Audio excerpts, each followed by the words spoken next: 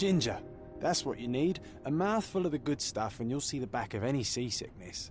Oh, thank you for your support, John.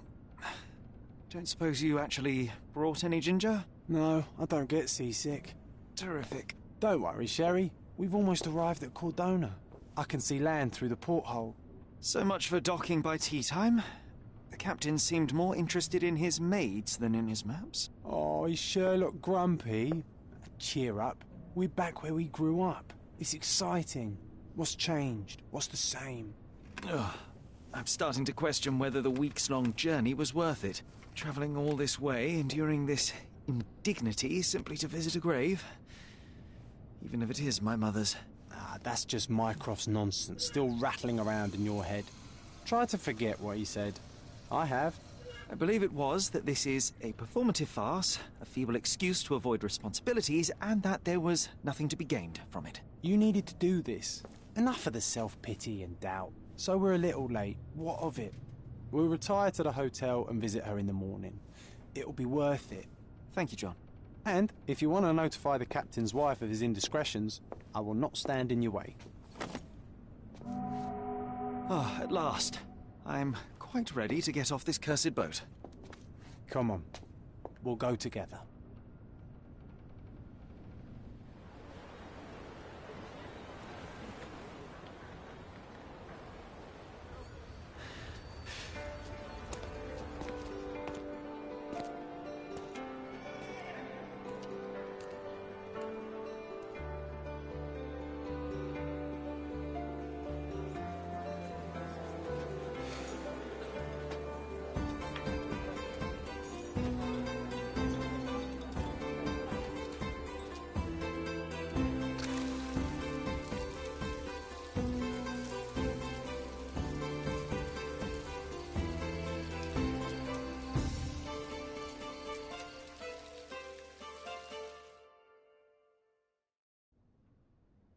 Hey, Sherry. Come on, catch up. Yes, yes. Welcome to Il Palazzo di Lusso, sir. Welcome to Il Palazzo di Lusso, sir. We just need your signature. There you are. Ah, Mr. Holmes. Yes, we have room 221 prepared for you. I see it was reserved for 2 people. Would you like a second key? Oh, no, I think we'll stick together. Very good. Rooms are upstairs, sir. Welcome to Cordona. Hurry up, Sherlock. I want to see our room. I hope there's a balcony for view.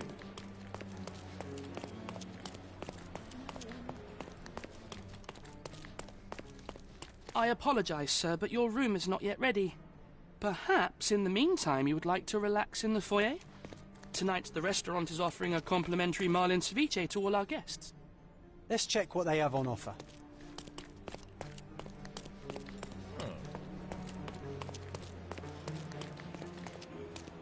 If seafood's not to your taste, everyone loves Benedict spatch, our poached eggs with hollandaise sauce.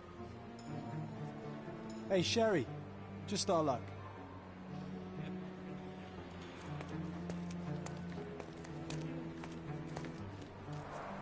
A medium, John. Haven't we been through this already? Come on, it's not like we've got anything better to do.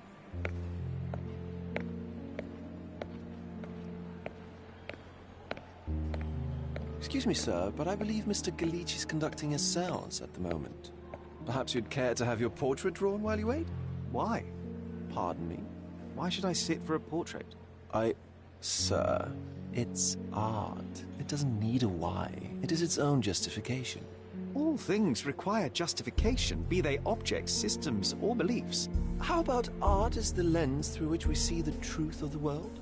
That's backward. Truth is not subjective and not complicated. It's just the truth. It either is or it isn't. You do not need a lens to see it, just an open mind. Ha! That seems rather close-minded. Truth, like beauty, is in the eye of the beholder. So tell me, what do you see? Mediocrity.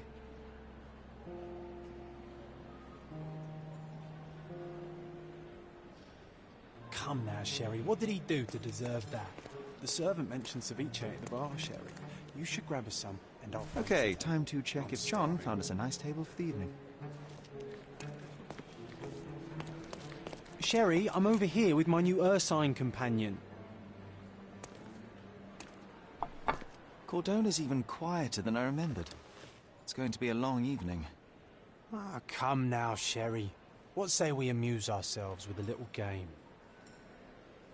What were you thinking? Oh, promise me it isn't nonsense. After being cooped up on that boat, I am itching for activity. No. As you can see, someone left a cane on our table. I simply thought you could identify its owner. Ah, so it is nonsense. It'll take me a minute, John, at most. Well then, you can deliver it to him as well. Deliver it to him? Then what are the staff here for? Aesthetics? Stubborn, Sherry, too stubborn. You wanted something to do. Slapping oneself in the face is also something to do. That doesn't make it worthwhile. But all right, let me take a look.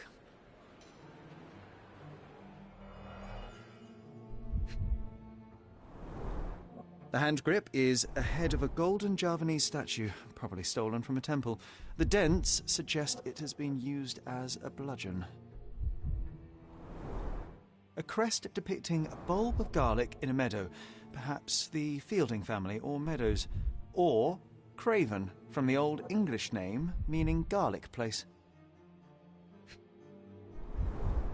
The cane is made of ebony, it's worn uncared for, and bears the scars of numerous hits. This cane is an expensive and ostentatious weapon. Its owner must be vain, volatile, and of noble English blood. Take it with you, Sherry. Let's return it to its owner. All right, I hope you noted down your observations in your casebook. But how are you going to find this nobleman?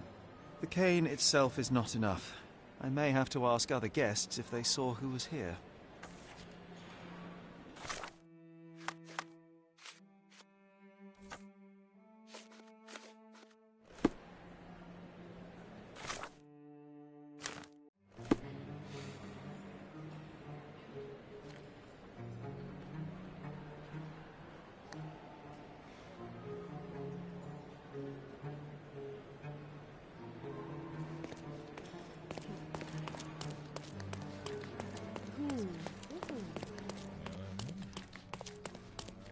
Someone left their cane at my table. I suspect he will want it back. My apologies, sir, but I wouldn't know how to identify its owner. So the simplest option ended in failure. That's irritating. No, what is irritating is you trying to break the rules of my game, Sherry. Don't be so lazy.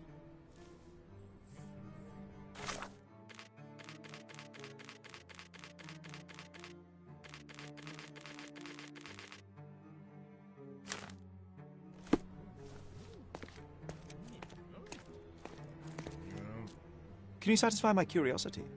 I can't help you, friend.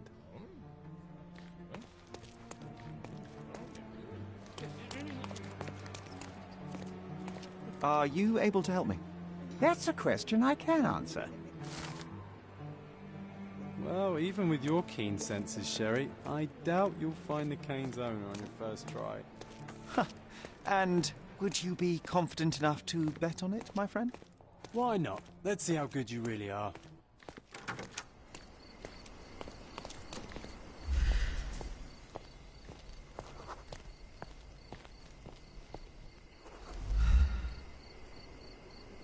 Excuse me, just one question.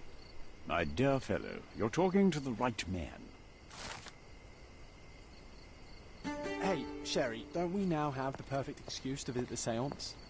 I'm just going to give the cane to its owner. You will not persuade me to take part in this show.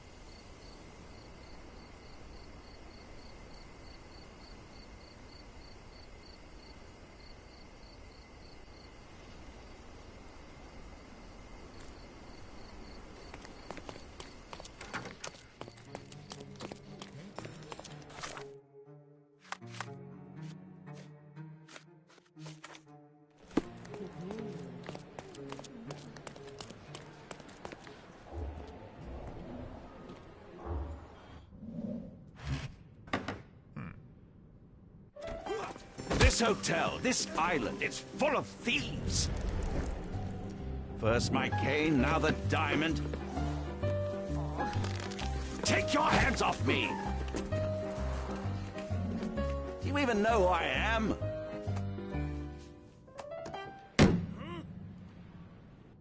Hey, boy! That's my cane! I get that a lot. It's a very common design. What? No, that's a custom-made... A joke. A joke. It was left at my table in the restaurant. I thought it deserved to be returned. Well, I'll be... It is rare to encounter a straight-fingered true penny these days. What a gentleman. But I must ask, how did you know I was the rightful owner?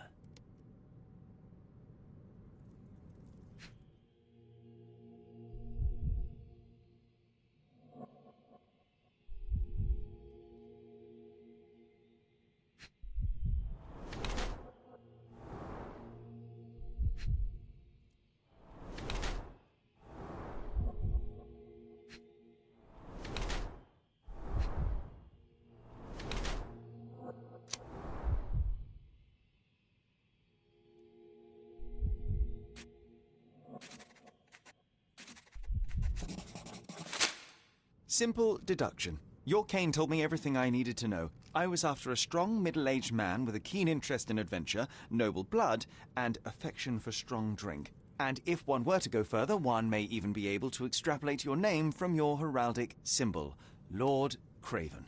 Marvelous. Simply marvelous. That's me, Lord Andrew Craven. You are the real medium. You hear that, Emma? Well, you found my cane. Perhaps you can locate my diamond, too. Yes, you should do it. It will be child's play for you, Mr. Holmes. And if a child can do it, then I'm sure the local police can suffice. The police? Why bother? I know this harlequin stole it. The only question is, where is it hidden? Fine. Give me my stick and I'll resolve the matter myself. This thief almost confessed after a single punch. I suspect a beating may result in answers of questionable veracity. Fine. I shall spare you and he the trouble if you first answer me this. You insist the medium robbed you during the séance. But what occurred exactly? It was a dirty trick. We were sitting here in the dark, chanting and holding hands as expected. Then something began to appear from the medium, like a cloud or a bubble. The swindler called it ectoplasm. Ah, yes. Common in the spiritualist trade, and quite the spectacle. Indeed, perhaps too much. My beloved Emma screamed in horror, and I stood to defend her, attacking that cursed ghost. How brave. But my hand hit nothing. The medium jumped away from me, and Emma fainted. I lit the candle, and the diamond was gone. How does a priceless diamond become the subject of a séance? It is an unusual accoutrement. Emma wished to speak with its former owners. My grandfather told us it belonged to a Rajah, an Indian king. So you were summoning long-dead Indian royalty, and, pray tell, you were expecting him to converse in English? To be frank, Mr. Holmes, I don't believe in ghosts. But Emma was fascinated by the idea of meeting a real king, even a dead one. Well, a crown is a crown. Can you describe the stone itself? A yellow diamond, not less than 100 carats, and perfectly egg-shaped. There is not another like it.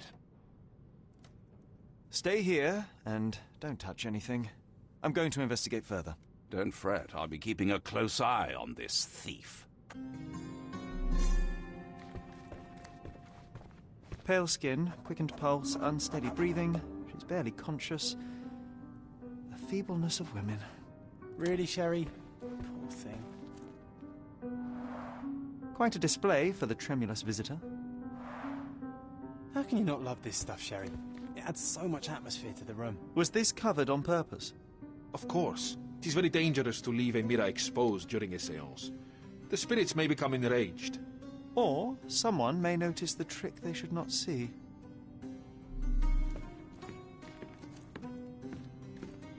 This hefty chair has nearly broken after hitting the wall. Could one man even lift it? At Cambridge, I was captain of the rugby team. It was no place for weaklings.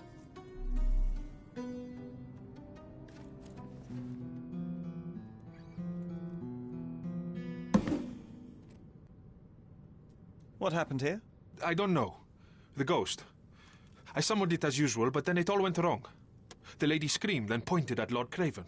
And there was a shadow. Such a mystical force. It terrified the lady. And it must have taken the diamond. Who else could have? I will investigate, and the culprit will be identified. But the stubborn brute Lord Craven blames me right now. As if I could do something like that. Perhaps you can reason with him? Please?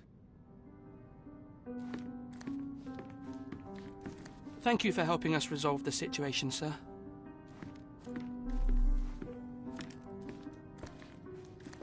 Find the stone, Mr. Holmes, and quickly. I didn't take the diamond, I swear.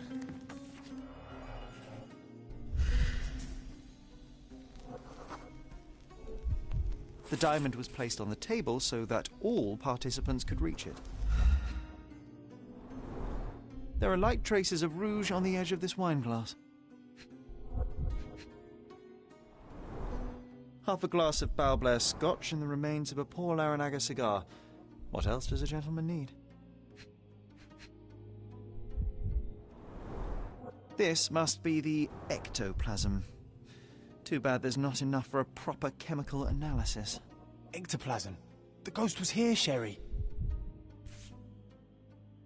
This brooch is old and cheap, but the moth design has its charms. Seems like you're ready to delve into your mind palace, Sherry. I'm sure you'll make some good deductions.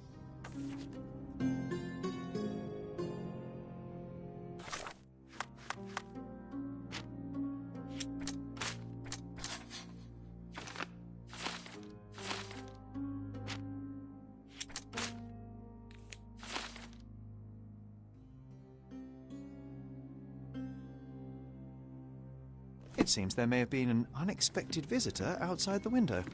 I hope it was the ghost of the Raja.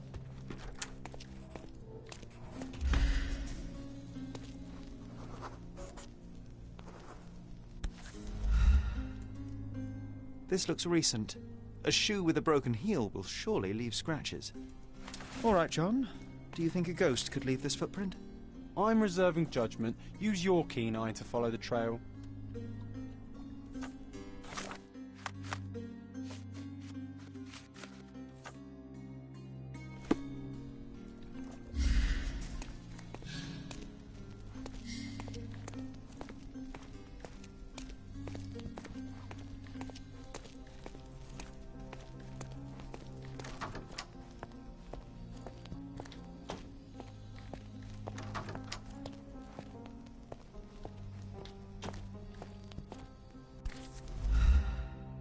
Rose D'Amour.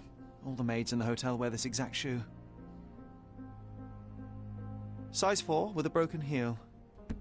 So, definitely not the ghost of a Raja? Unless... No, what a shame. Our witness was a nosy maid. Searching the entire hotel could be difficult. Perhaps the other maids can help us find her.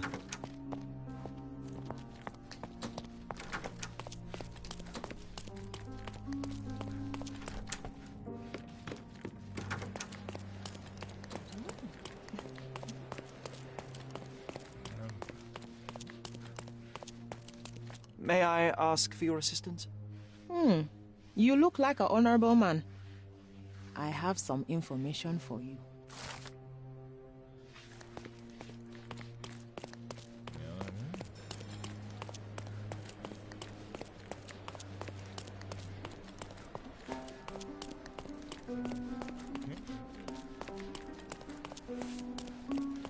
Finally, there you are. One would think a maid would be easy to find in this place. I'm sorry, sir. Do you need more towels? No.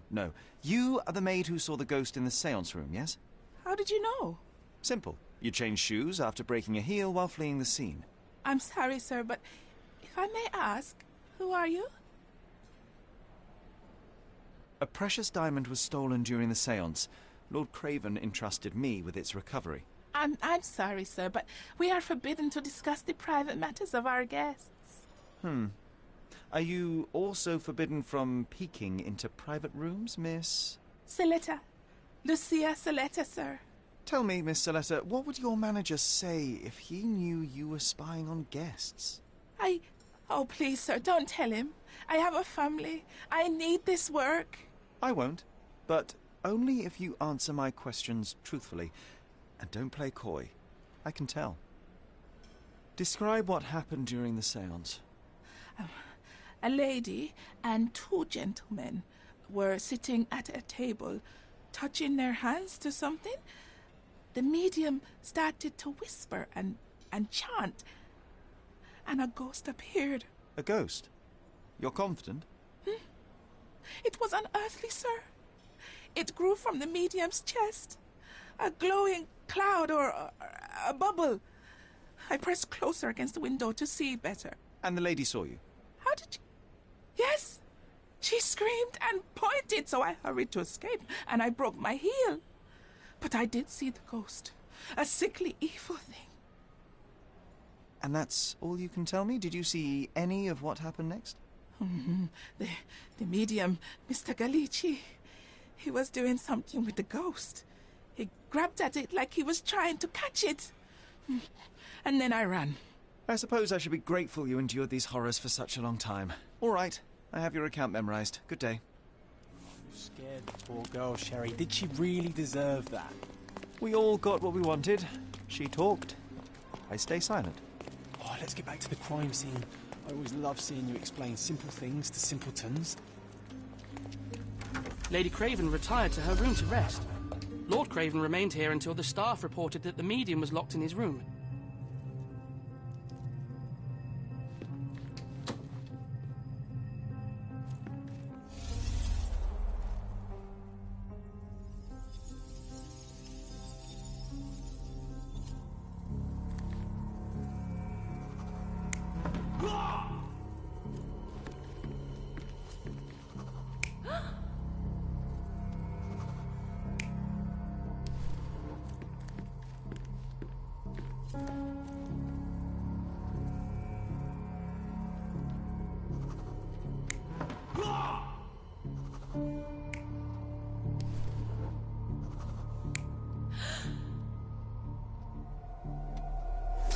It all began when the lady screamed and pointed at the window.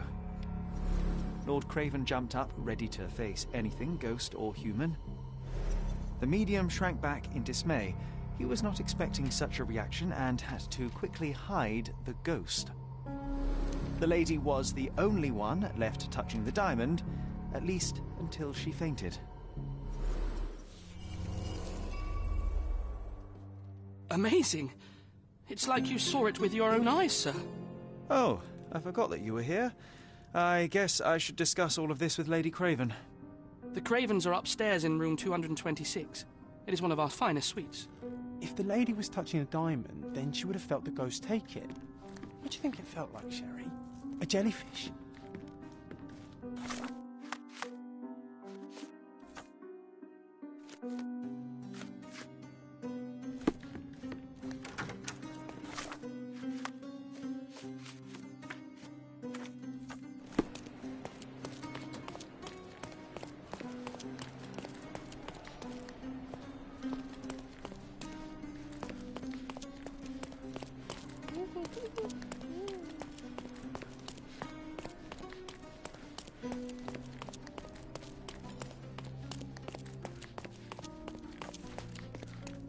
Lady Craven is not who she seems. Remember her behaviour in the hall?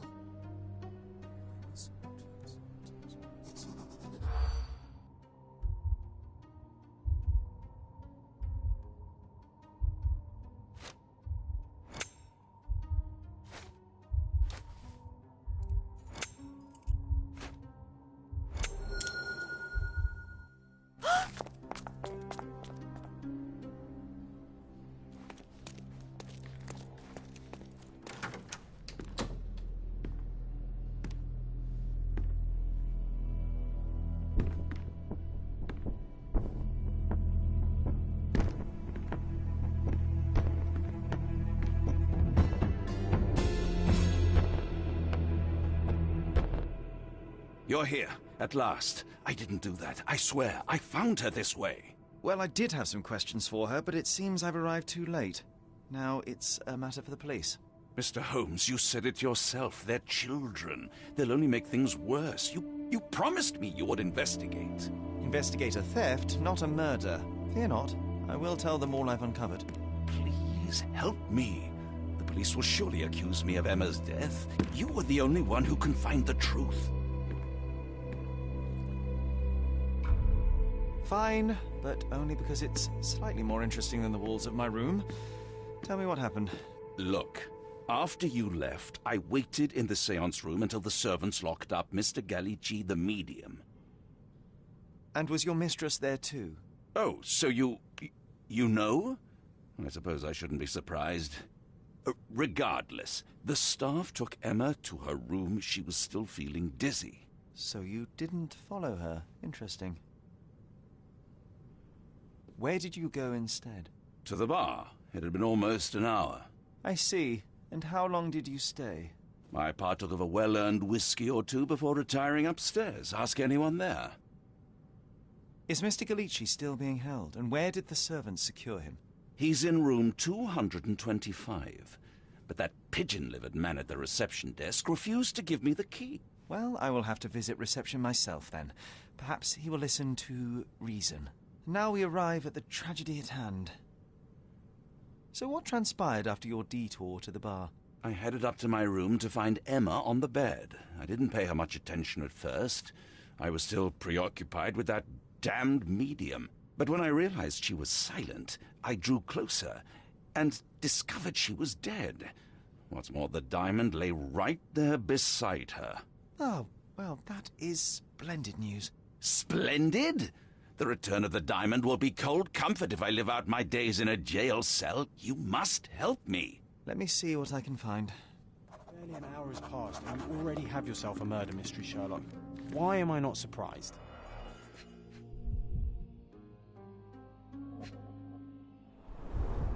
Strangled with bare hands, judging by the bruises.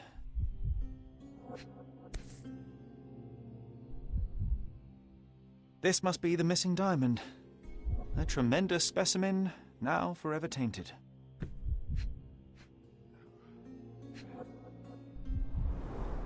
Everything was tipped out of the bed as if it was searched. Do you think she stole the stone? It's certainly possible, but we won't get her confession now. Well, there is a professional medium right next door.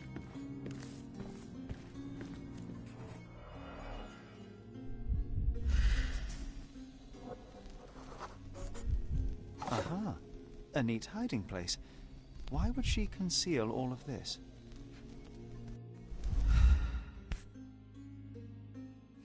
This ring looks out of place among the others, and the design is familiar.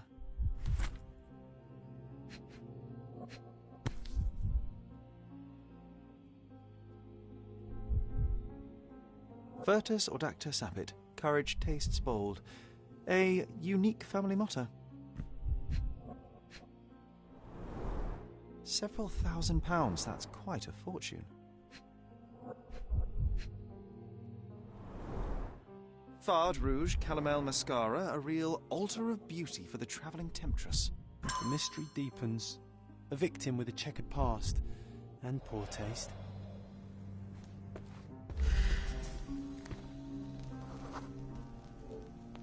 A remarkably simple lock.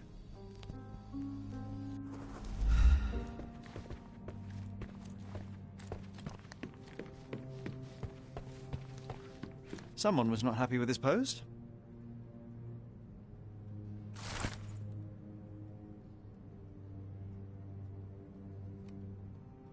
Someone was not happy with his post.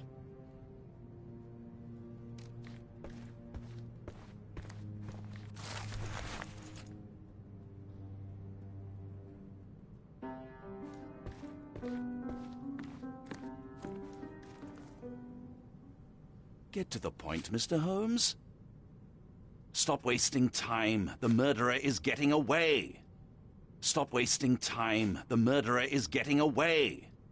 I found these jewels secreted away. Are you familiar with them? Ah, it cannot be so. That deceptive wagtail. How could she do this? That sounds like a yes. These items were supposedly stolen from us during our trip. I must have spent hours reporting it all to the police. And it turns out she had them all along. The trollop! I'd kill her myself were she not dead already. Do you recognize this ring? Should I? It's a third-rate piece if ever I've seen one. I'd never buy something like this. Did you ever see Miss Emma wearing it? No. And why should she? I gave her enough jewelry that she could wear a superior ring every day of the week. Do something about it, Holmes. I did not do it. You know that.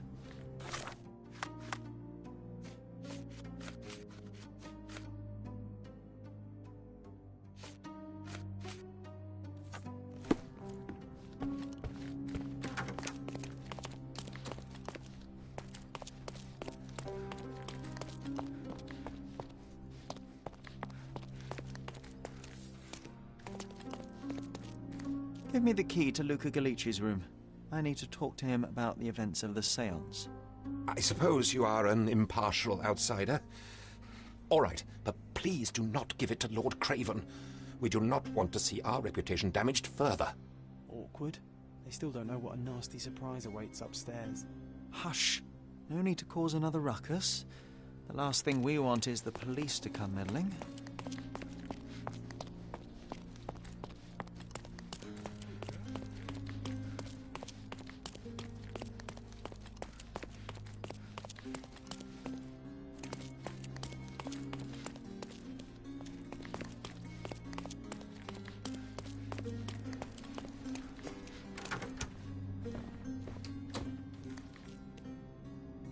A familiar substance. It's the ectoplasm that stained the séance table, but this time there's enough for analysis.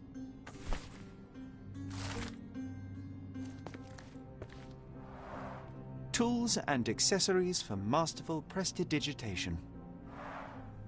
Or weapons and defences against visitors from the great beyond.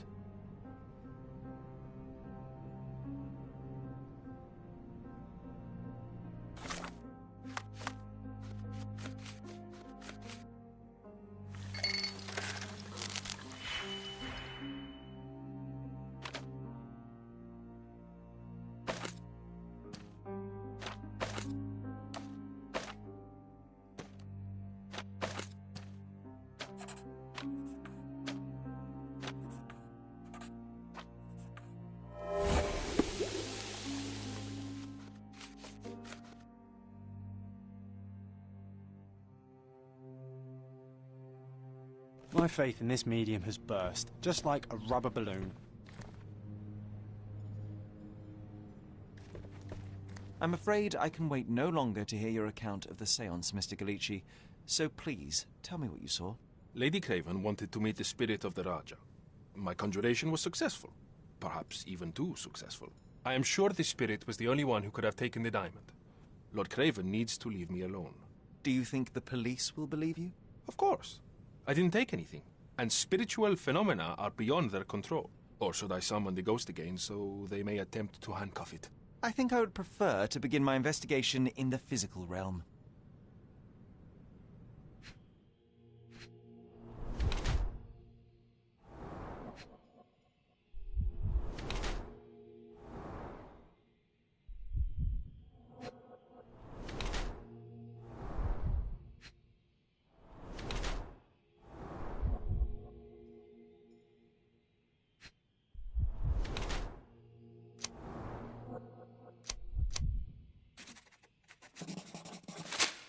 I have shocking news that changes your situation entirely. Oh, no, wait. What am I thinking? The spirits will have told you this already. I'm not in the necessary state for summoning. The spirits preferred clarity of mind and soul. Please, tell me. Lady Craven died in the very next room while you were in here. Did you not hear anything? What? How? In fact, I did hear noises. That Craven is a very loud man, but I never thought he would do that to his wife. Well, you claim to be a medium. Perhaps you could ask her spirit why. What?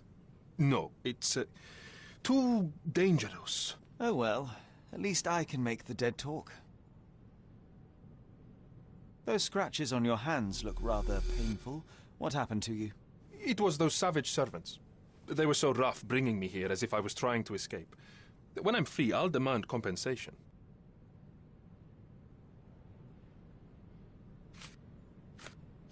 Do you realize just how dangerous it is to hold phosphorus in the mouth? I beg your pardon? I'll bet it makes your rubber balloons glow impressively in the dark, but you'll regret it when the hypertension and vomiting sets in. You mock my talents, sir. You shouldn't be so flippant about things beyond your earthly understanding.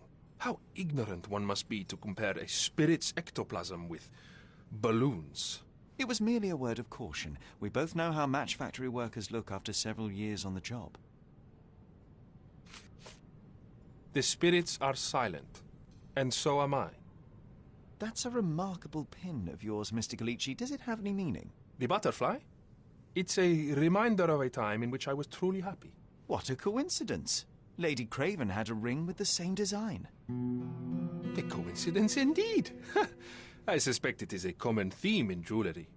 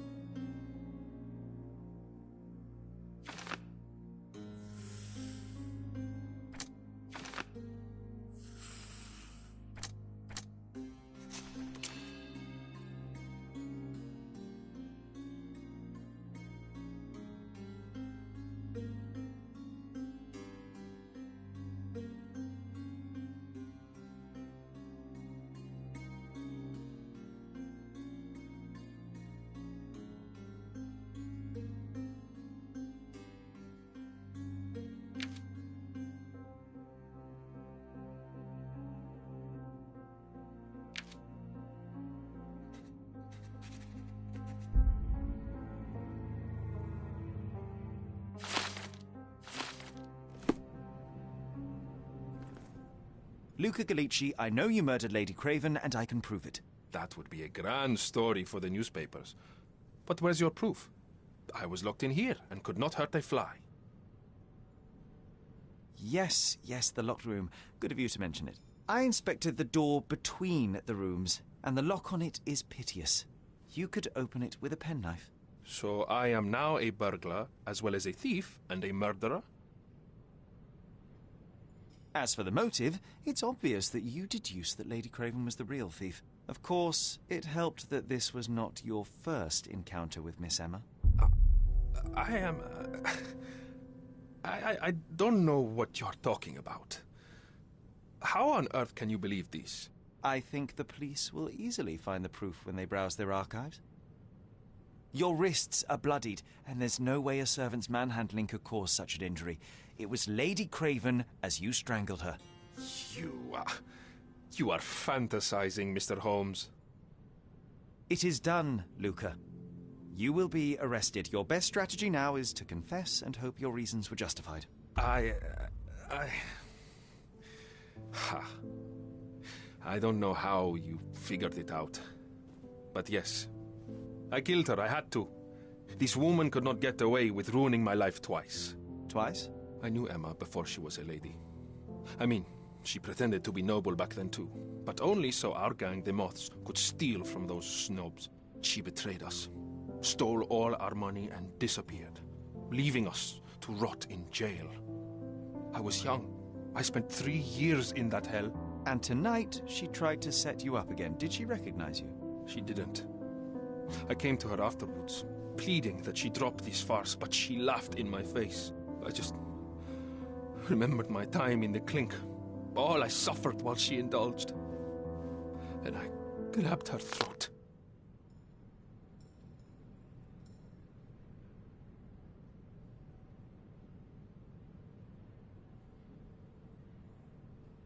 You already suffered at Miss Emma's hands once. I'm not convinced you deserve to suffer again. I can't help but notice the window latch seems faulty.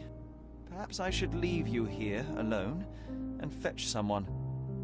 I'm afraid it may take me some time. Oh, thank you. Thank you. The police won't notice your disappearance immediately. Run, leave Cordona, and try to lead a decent life. I won't forget your kindness. I owe you everything, Mr. Holmes. Stop wasting time. Run. Open the door, Mr. Galici. Don't make it worse. We know you're in there. Imbeciles, why are you dawdling? Step aside.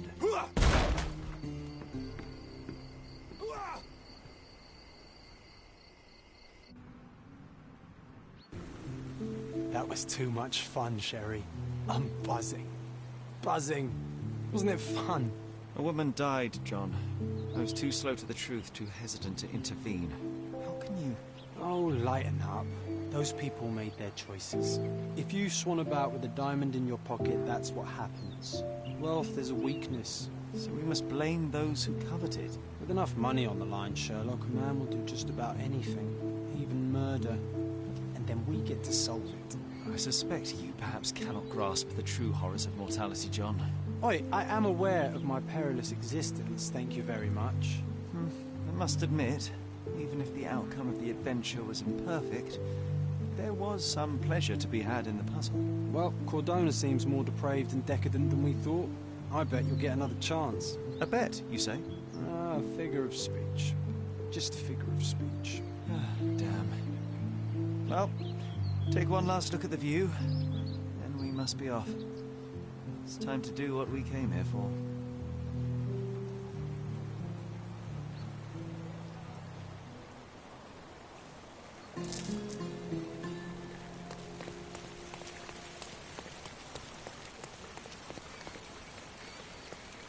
A free ride for every hotel visitor.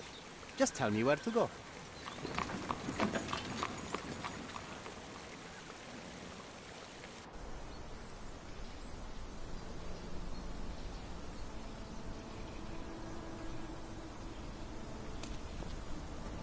Is everything all right? If you don't feel up to it, I won't tell anyone. It's just a goodbye, John. It won't be difficult. I've already come to terms with my mother's passing. So you really don't remember? To what do you refer? The funeral. Sherlock, you were distraught. At first, I thought this visit would dredge up those feelings, but you've been remarkably level. John, I think I was too young to understand. I couldn't fathom why she would leave me. Perhaps that pain is best left forgotten. On the contrary, it's why I'm visiting her grave. To remember her. I thought you wanted to remember, Sherry. Concentrate, and I'm sure it will come back to you.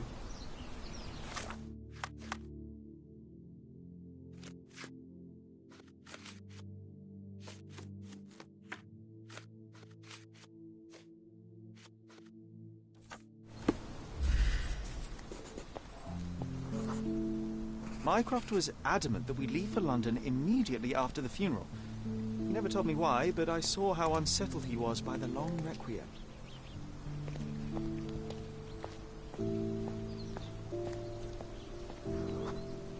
The service was sparsely attended. Though my parents were buried separately, the pastor said they're united in heaven. I didn't believe him even then.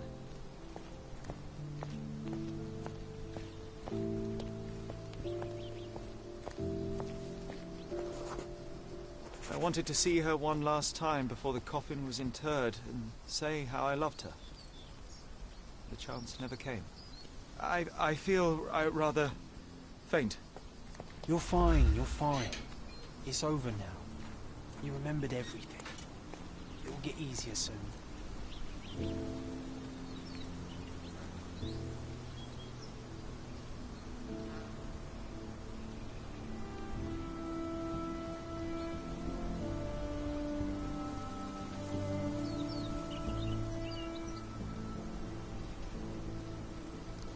A pocket watch?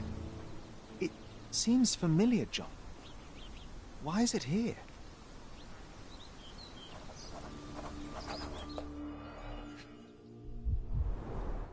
Rest in peace, Violet Holmes. Goodbye, Mother. This watch was a gift. My mother's initials are engraved on it. The piece is in good condition. It must have been placed here only recently.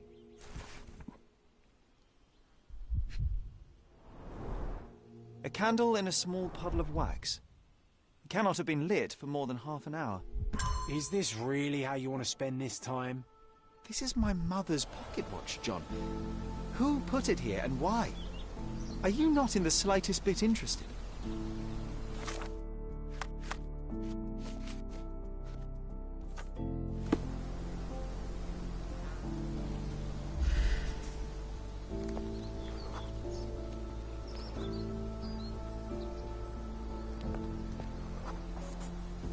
A man in fashionable shoes stood near the tomb. The size of the prints suggests he is approximately 5.5 feet tall. You were about to tell me the make and model of tyre, but let me assure you, I do not care.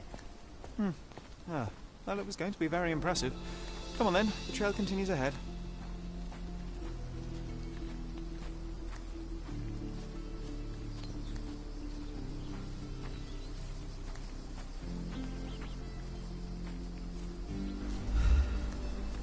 He mustn't be far away to leave it unattended.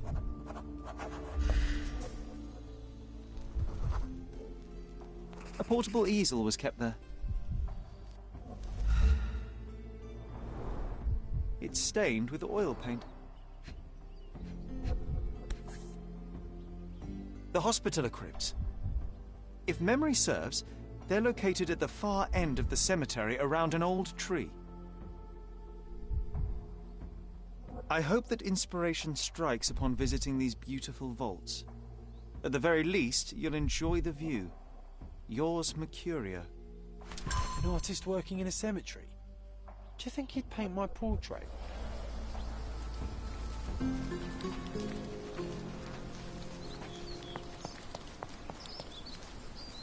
Oh, it's that ridiculous artist from the hotel. Be nice, Sherry. Make friends. Mr. Holmes, did you come for another portrait? No, I jest. You gave quite the performance last night. The hotel was abuzz with your name. I must say I was rather absorbed in it all. The fallibility of men.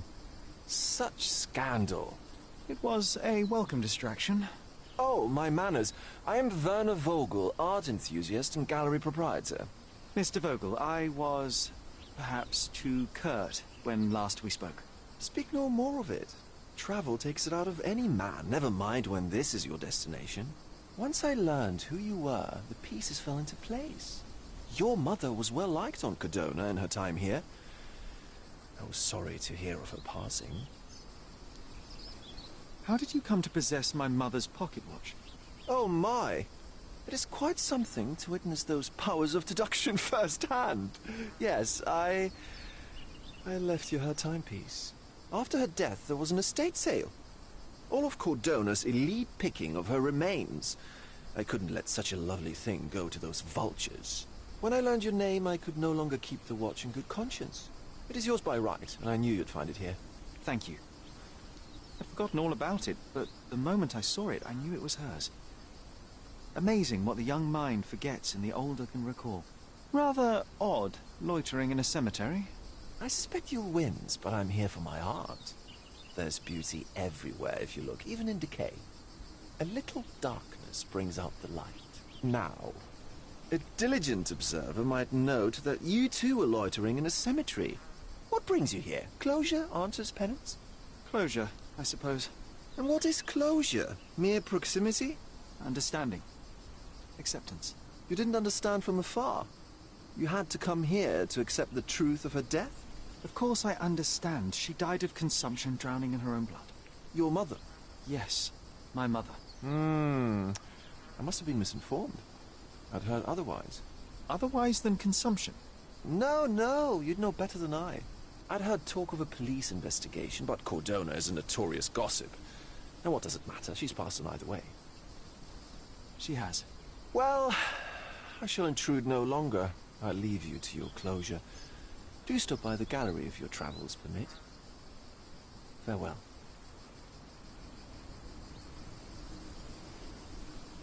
Are you all right, Sherry? Take as long as you need. Whatever I need, it isn't here. We should explore Cordona. Perhaps there are archives that may shed further light.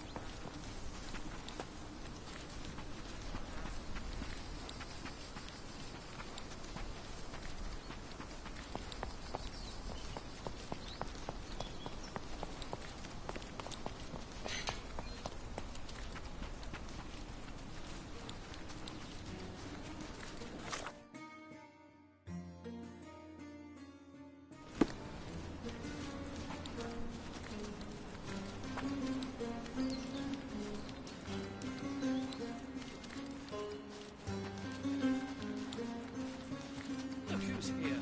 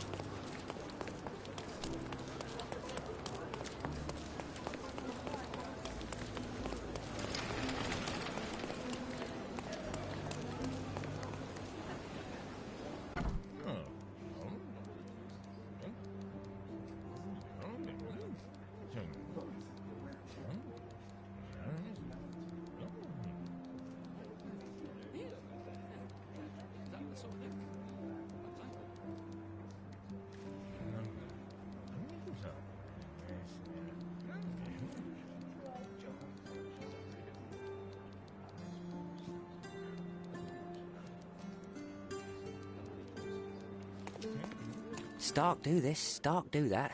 I'm not a clerk, damn it. How am I supposed to get those records now? Yes? What is it? Would you like to report a crime? No, I wouldn't. My name is Sherlock Holmes. I want to use the police archives. Wouldn't we all? I'm serious. So am I. Officer Logan locked himself inside and he's not letting anyone in. What happened exactly? A tailoress from Scaladio's been robbed. Logan spent 2 whole days at the shop sketching the thief, and she still insists that it's all wrong. That shrew drove him up the wall, she did. Would you mind if I talk to this tailoress? I could get you the sketch in no time. Get off your high horse, mister. You think you're better than our sketch artist? Actually, I'm quite certain I am. Let me prove it. Well, I see no harm in it, as long as it gets Logan out of there. In fact, I need to look up some records too. Here's the address. Good luck.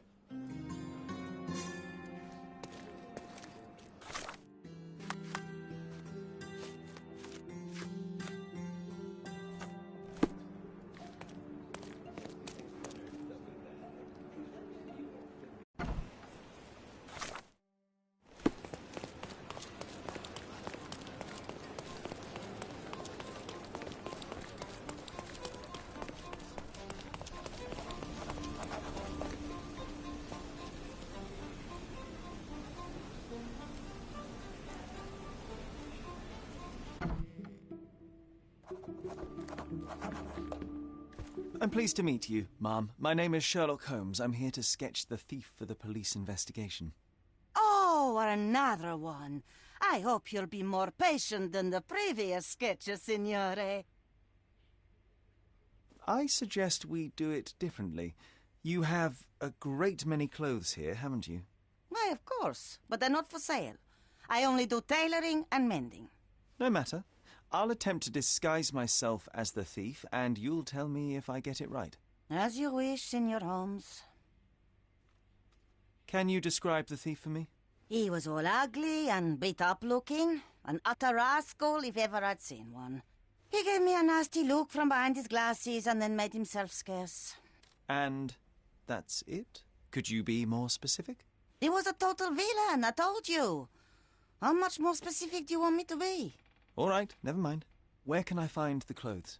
They're in my workshop at the back. Be careful, won't you?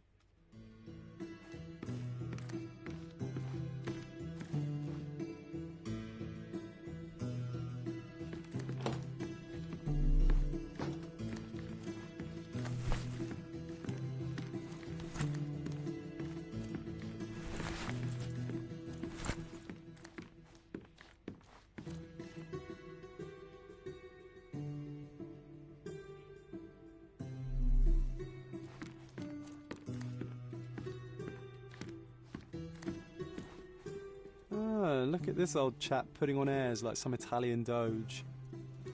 Why don't you disguise yourself as him instead? We have a job to do, John. Oh, come on, at least do him first.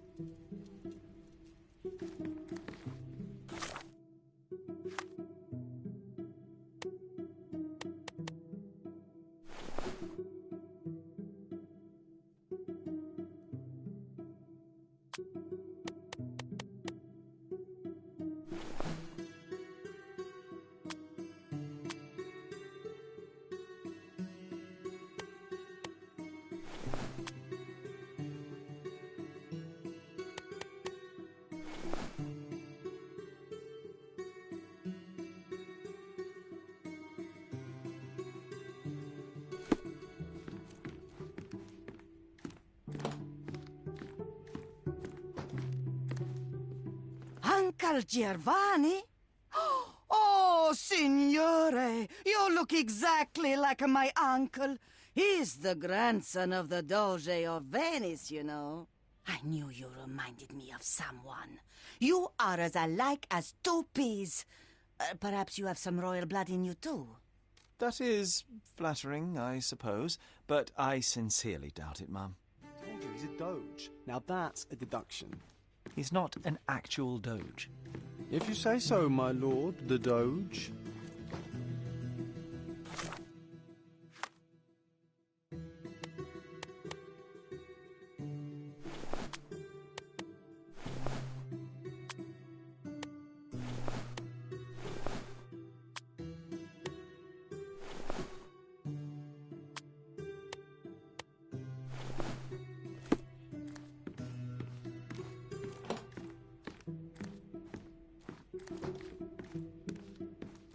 Ah, it's you.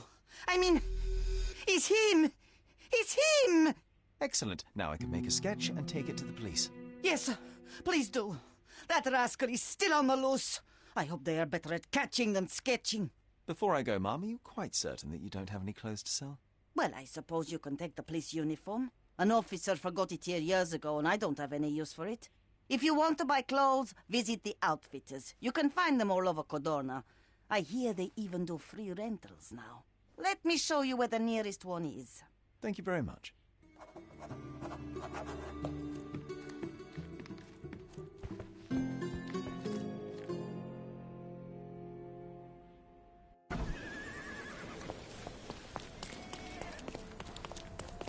How do you do?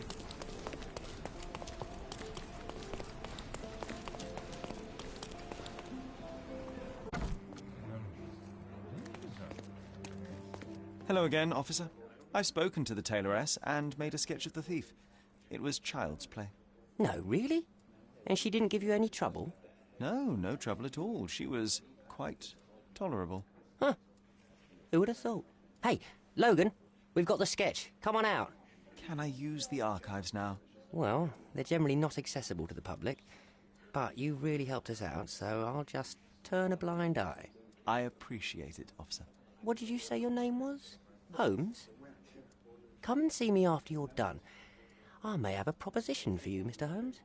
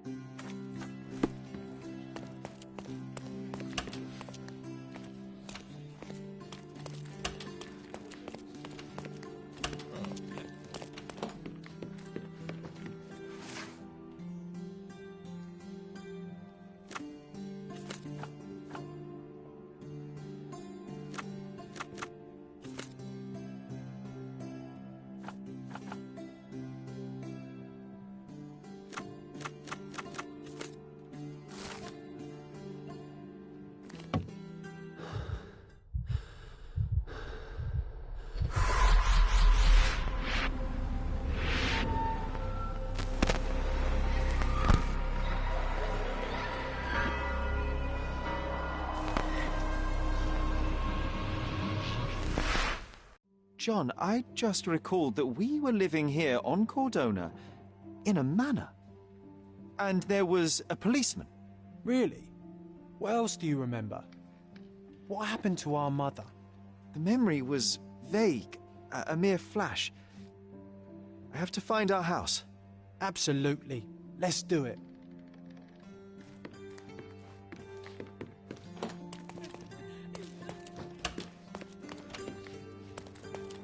I'm done with the archives for now. Can I help you with anything else? As a matter of fact, you can. The thing is, our chief inspector has vanished, as if we weren't undermanned enough as it is. Wait, what do you mean, vanished? Gone missing on a case. Shady business, but that's besides the point. See that board?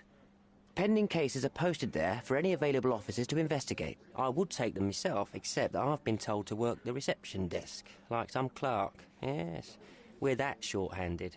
I understand your predicament, but what does any of it have to do with me? I may be available, but I'm certainly not an officer. Oh, don't worry about it. Consider yourself a temporary one-man independent police force. That's a bit of a mouthful. There's just one small, minor basic formality. You'll need to complete our physical training course. Easy. Well, I'm not one to balk at a spot of exercise. What must I do? That's the spirit. Sergeant Ermey will show you the ropes. Follow me. So, you're a newcomer. We must be desperate to ask untrained civilians for help.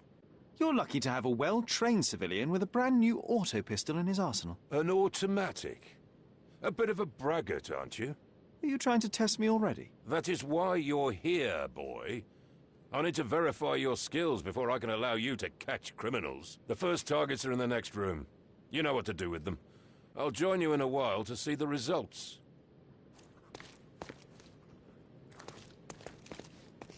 Concentrate, Sherry. You need to hit every target to show the sergeant how we do it.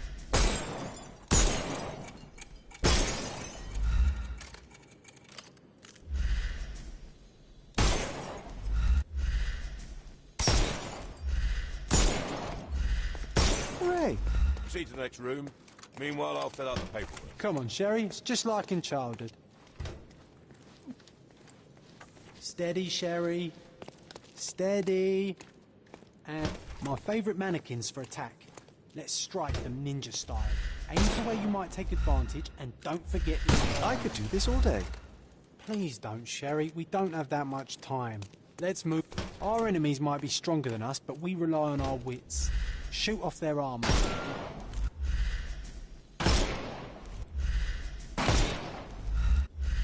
Hooray! All right, let's move on, Sherry. If you stand here and use your snuff box on them, you can definitely overcome them, Sherry. It's all calculated. Look at that helmet of his. You won't be able to get the powder past it. Helpful advice, John. I would never have guessed. Good job, new boy. Well, I'm almost finished with the paperwork. Let's talk about your results. Well, I must say your results aren't as bad as I feared. Perhaps you're not completely hopeless, but true combat is quite different from shooting stationary targets. I'll handle it just as easily. Well, that's what we're going to find out. Now, we'll test you against our men. Your task is to detain them, not to kill them. So don't go shooting anyone in the eye. That goes for in the field as well. Even though you'll be working with the police department, that doesn't mean you have a license to kill. Here, take these. They are blank rounds. So, are you ready? Always ready. Then let's get cracking. Worried? Not at all. I can hit them all with one shot. Good luck, Sherry, and remember, the surroundings are your playground.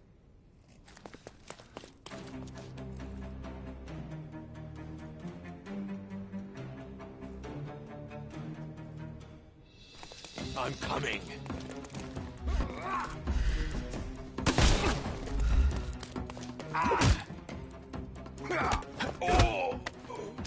No more crime for you until next month.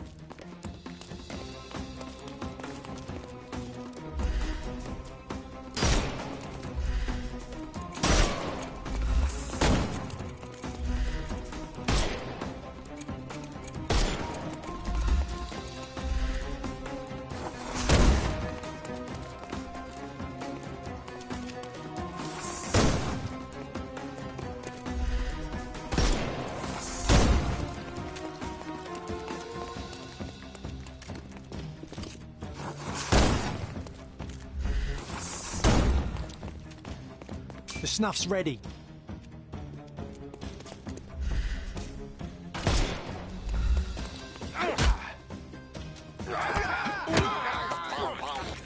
Don't cry.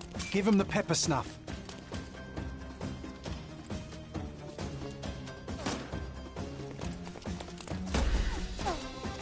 We can overcome the brute now.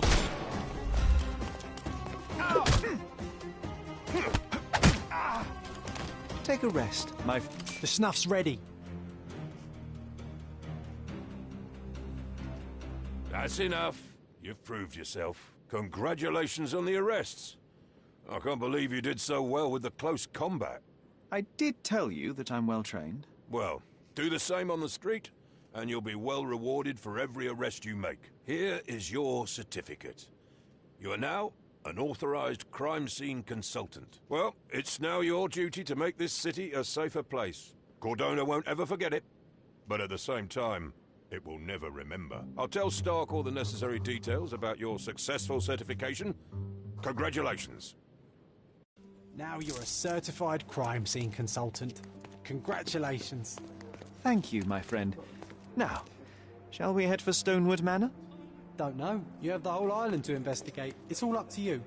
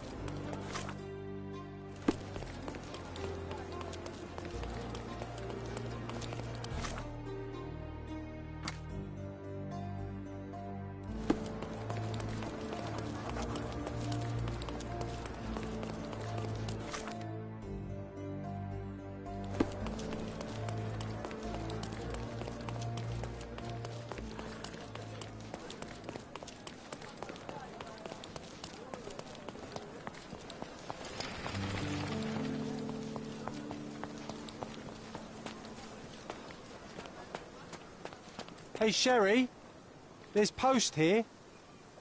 And it seems as if the letter was delivered recently. After reading that, I am even less eager to return home than before. Let's investigate our manor. That's the Mycroft I know. Predictable.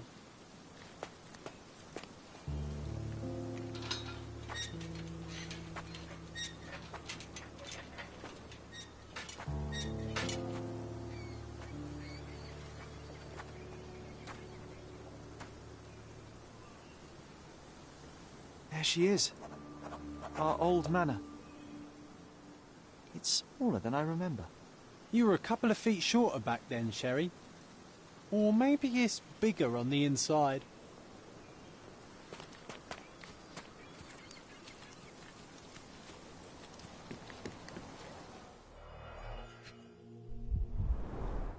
I did not expect these to still be here. It was enjoyable to practice using real handcuffs to make an arrest. Hey, that's Wooden Joe. He was always the best at playing criminals. And this must be the reason our suspect was apprehended. Wood and glass, very precious. An irreplaceable tool for catching a thief.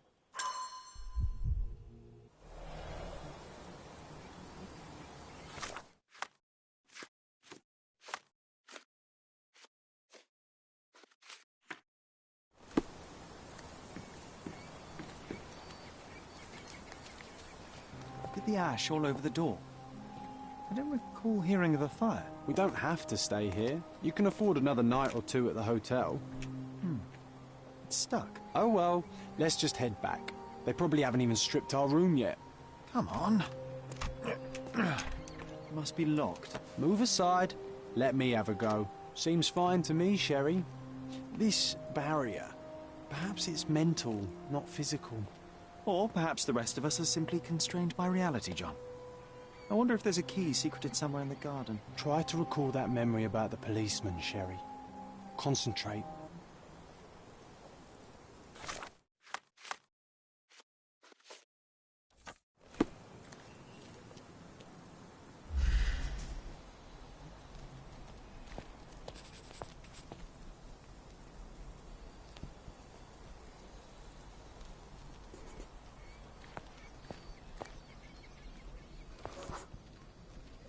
The policeman brought us both home, John. That's why he was here. I'm pretty sure he brought something else with him too.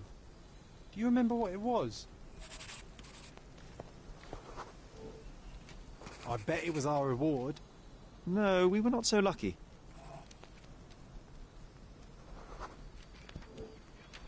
It was a set of lockpicks that we had used to sneak into someone's house. That's why we were arrested. Did someone come out to investigate all the commotion? It was Mycroft. He smoothed things over and convinced the policeman not to press charges. The officer left and never returned. But we had to endure a serious talking to from my brother.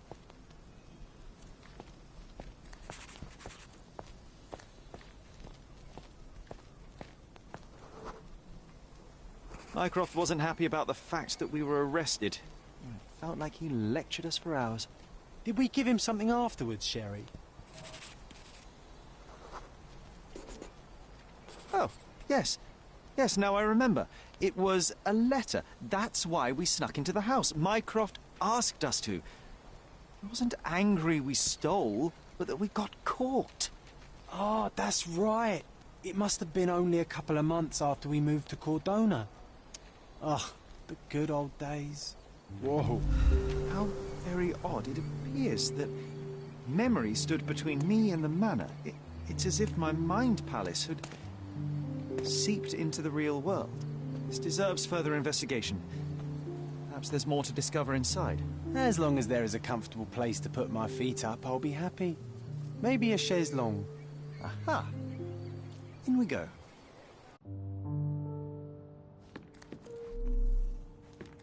Home sweet home, Sherry.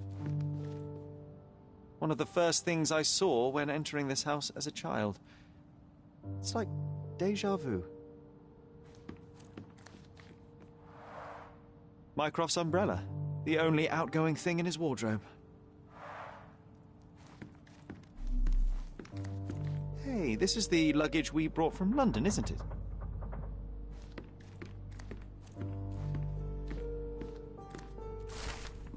And I was wondering why it's so empty in here. There may be a small chance that some of our property could be found among local traders' wares. It is worth a look, wouldn't you say? Another memory incoming, Sherry. Strange. I struggle to recall anything about the day we moved in. The only detail I'm sure of is that it was raining early that morning. Another one. There must be something important behind it. I can feel it.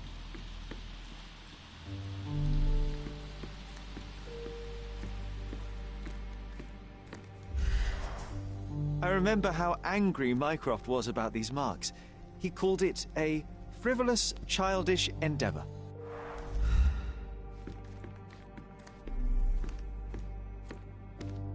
I think our family portrait used to hang here.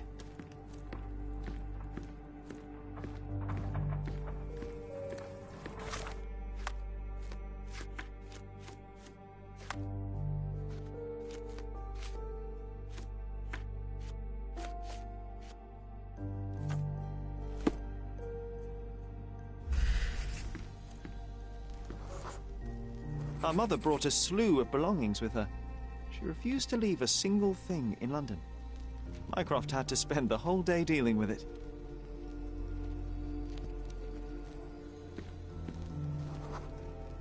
There was always a hat on our stand, but I'm sure it did not belong to Mycroft.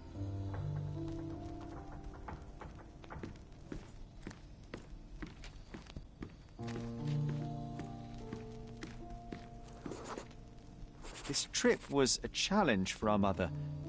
I tried to help her. Do you feel it? Is it the air shimmering, or is it my imagination?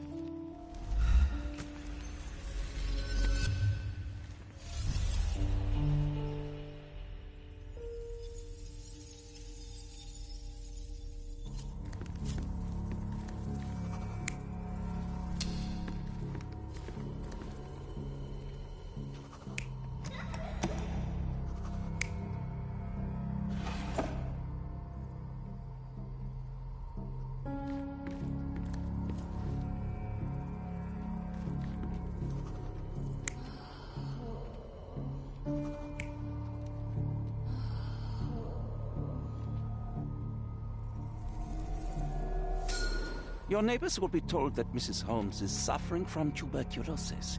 It is common to move closer to the sea in such cases. Thank you, Dr. Richter. No, Sherlock, step away from her. Upstairs, go to your room. Lean on me, Mother. Take your time. Actually, I never heard her coughing. I remember now.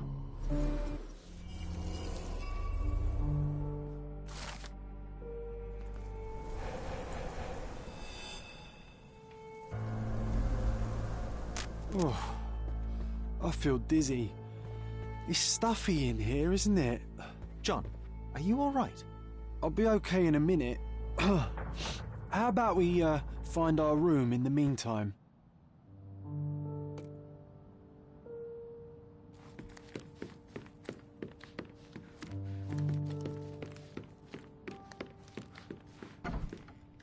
Look at this. It's like traveling 10 years into the past with a single step. Oddly satisfying.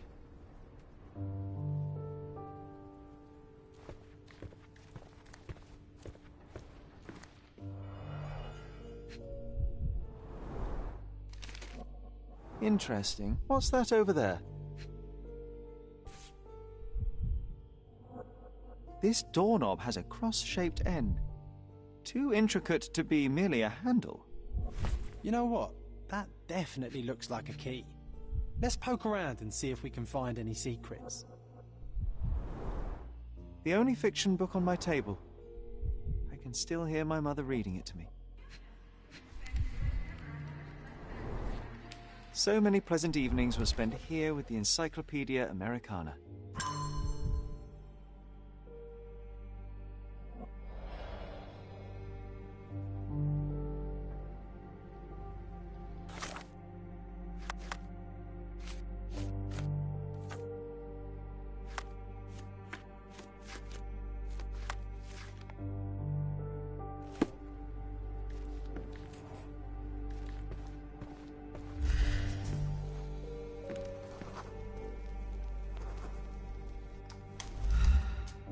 Perfect match.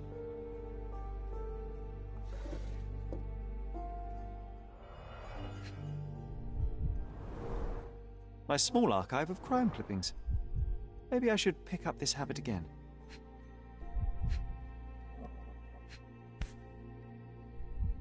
Still has a faint odor of tobacco, one of the few things on this island that smell like home.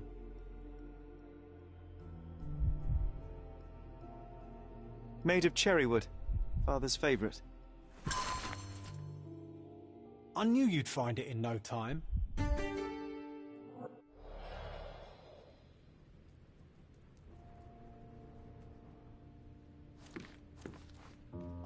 Oh, it reminds me of our neighbour. He had the same balloon in his yard, only bigger. Do you remember? Yes. We visited him several times while living here.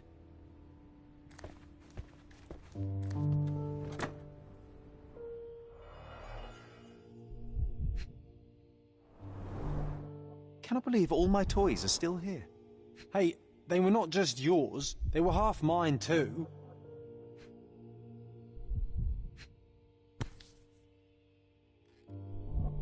An artifact from Palau carved out of bone and claimed to be 300 years old. My mother proved it was a fake. My very favourite plaything. It was the perfect pirate treasure.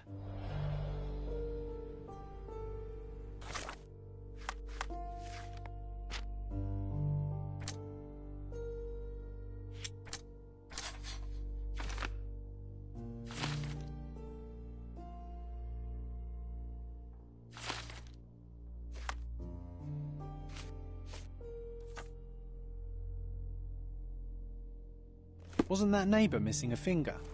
That does sound vaguely familiar. Wasn't his name, Theodore? Theodore Gilden, perhaps? It's the perfect time to investigate.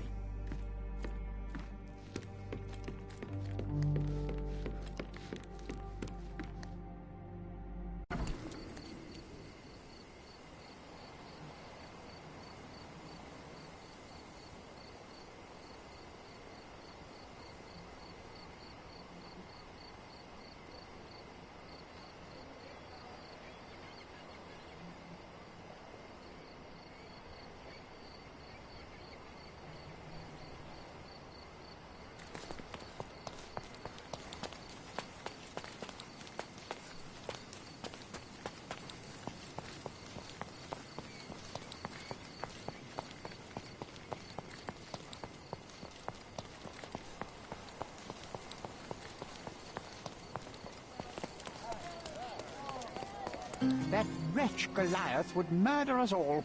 Mark my words.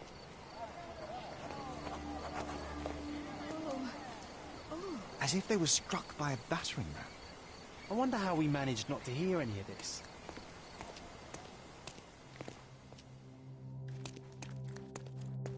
Destruction and trampled ground.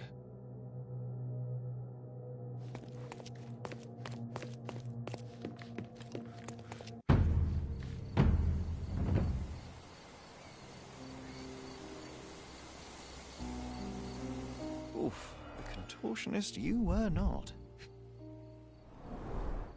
A belt from a dressing gown, curious. A kneecap reduced to splinters. Disjointed vertebrae. Difficult to say if it was a way to start or finish him off. A missing pinky. Middle-aged. It's none other than Theodore Gilden. Oh boy, Sherlock. Another death means another question. And we shall answer the question. It's far too interesting to give it up to the police.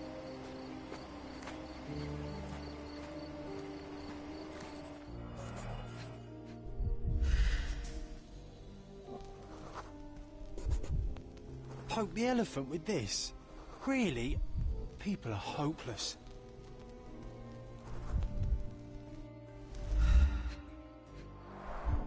A strong pull broke this leash.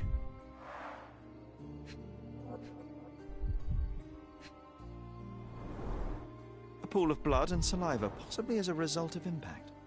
Sherlock, take a picture of the footprint. It's valuable evidence.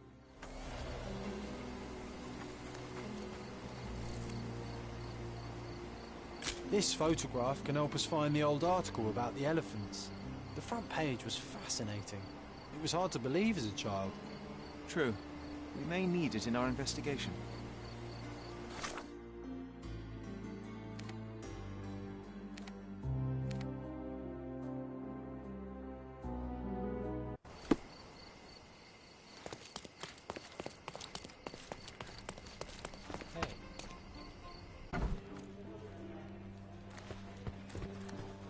Stop the presses. Who is Cordona's handsome stranger? Or Nosebaggerspun's local life? Wait, no. Foppish foreigner hides dark past. Oh, you've made quite the impression already, Mr. Holmes. You care to tell your side of the story? I'm quite certain I have no idea as to what you refer, and I am further certain I have no interest in indulging your gossip. Gossip? The truth will come out, but will only be heard if told well. Scandal, daring-do, romance. These are the tools of every good journalist. Nothing travels faster or lasts longer than a great story. Young man, your tale will be told with or without you. My readers demand it. You already knew my name and seem aware of my doings here in Cordona. I presume this newspaper is your little endeavor? Yasmin Sertel, editor-in-chief of the Cordona Chronicle. Advocate of the free press, voice of the people, scourge of the silk stocking. Charmed, I'm sure. As an advocate of the free press, I trust you'll permit me to consult your archives? There are gaps in my knowledge of Cordona. Oh, so my work does have merit. Well, I think we can strike a bargain. I shall provide you access, and you let me keep writing about your exploits. So be it. Brooding bachelor builds bridges. Now that's character development. I guess I owe you my gratitude. What can I say? I've always enjoyed working with the Holmes. They whisper such interesting things.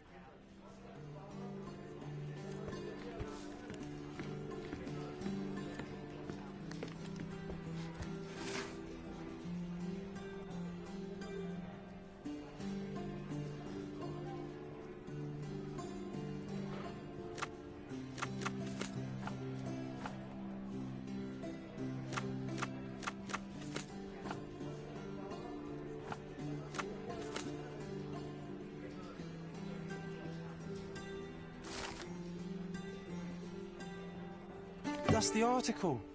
Feeling old already?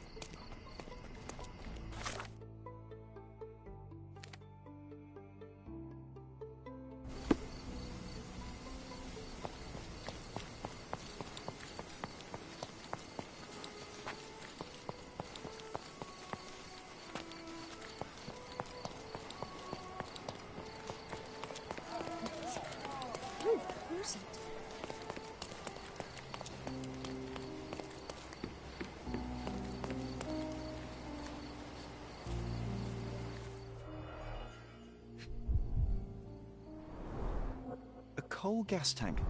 Enough to pump up an airship. A sailor's knife, useful for cutting wet and thick ropes. It's seen a lot of use. The blade is worn from grinding.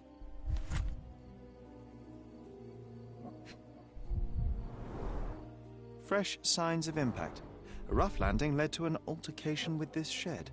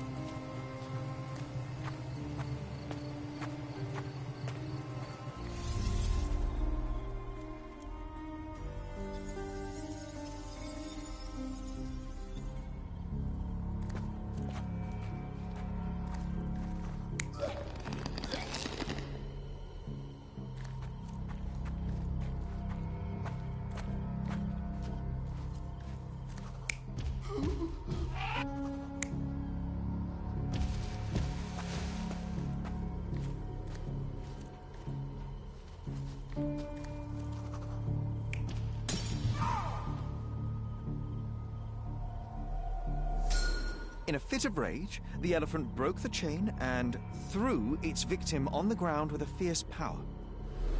Escaping the scene, it pulled the body with it, but dropped it at the gate. At least some of this was witnessed by a third party who was hurled against the shed. The elephant can't have gone too far. I can still track it. Well, suppose you find it. Then what? Push it all the way back to the manor?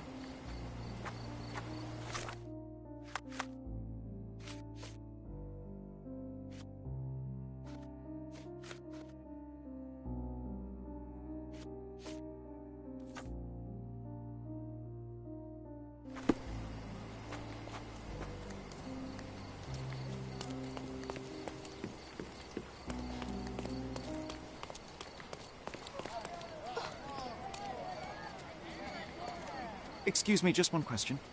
How dare you address me? Can you satisfy my curiosity? How dare you address me? You obviously haven't thought this all through. Or are you just...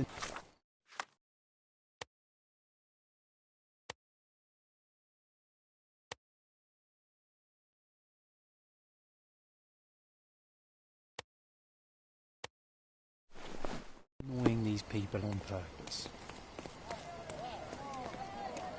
Could you help me? That's a question I can answer.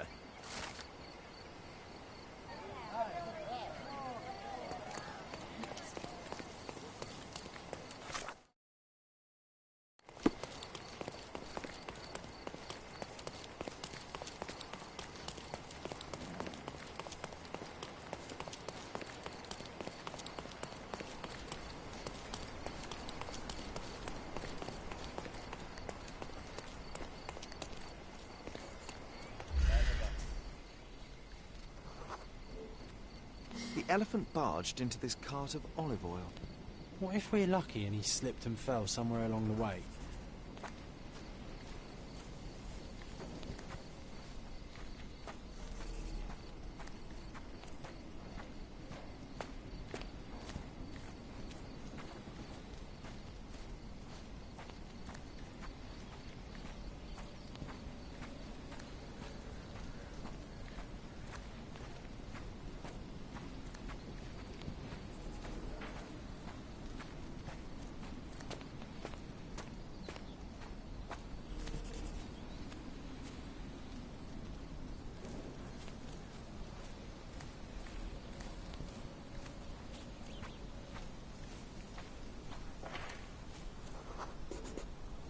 Okay, hear me out. If an elephant falls in the forest and there's no one around to... John, no. Oh, you're such a killjoy.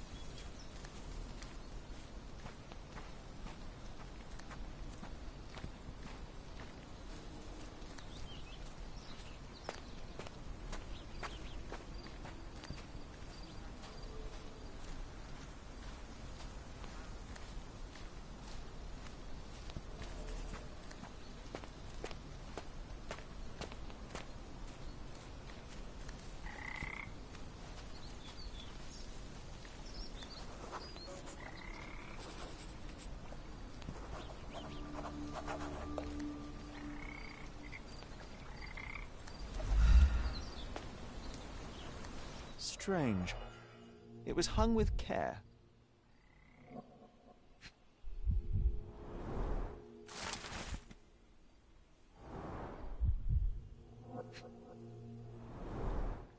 The game has escaped us, for now. We'll find a solution to the elephant problem later.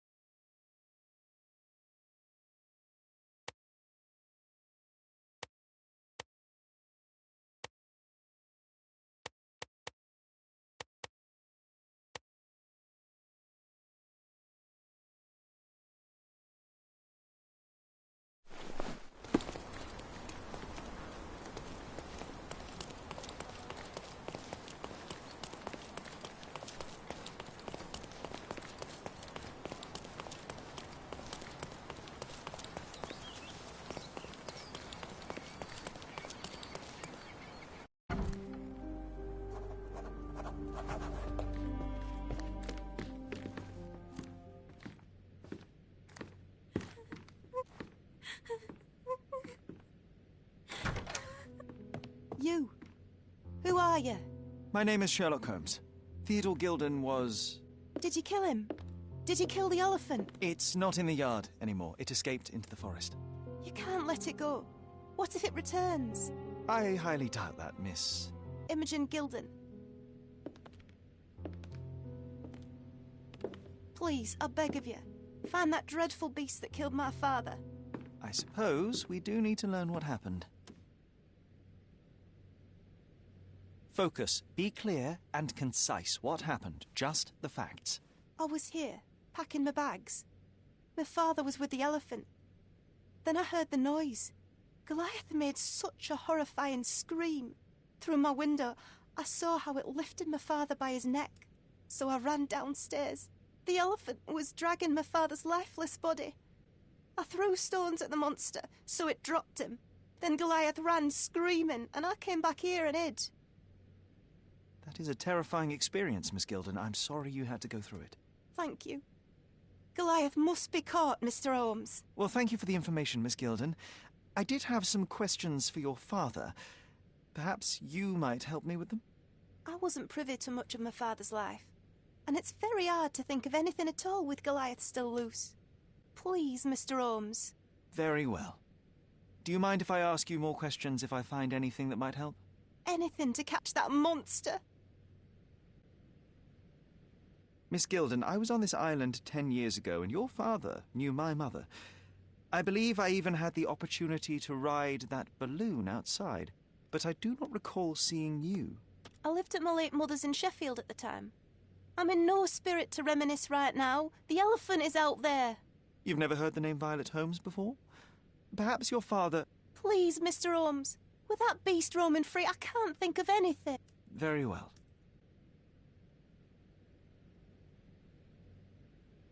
I don't have any thoughts on this. Had Goliath been aggressive before? It's dangerous, but it was never aggressive near my father. My father would do anything for Goliath. All the elephant had to do was clap its ears.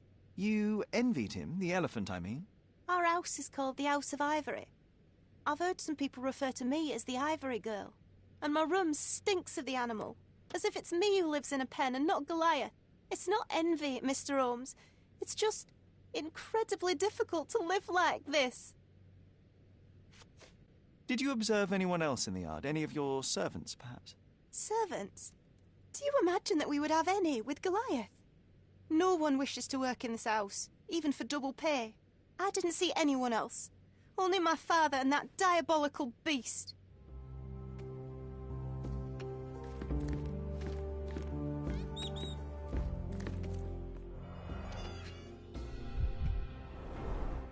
She packed as much as she could carry. False idols? Oh, sounds utterly dreary.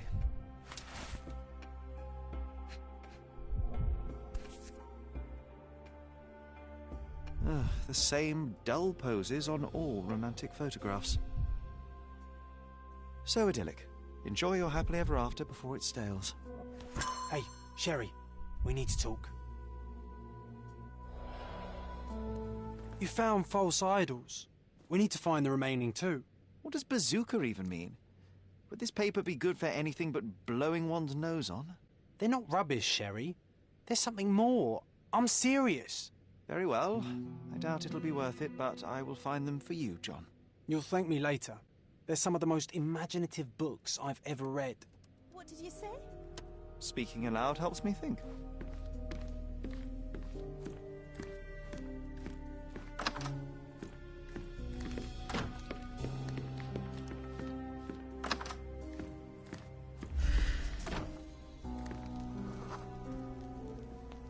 The nicest spot in the room. Mr. Gilden spent hours of his life right here. Staring at an elephant's backside. What a wonderful life.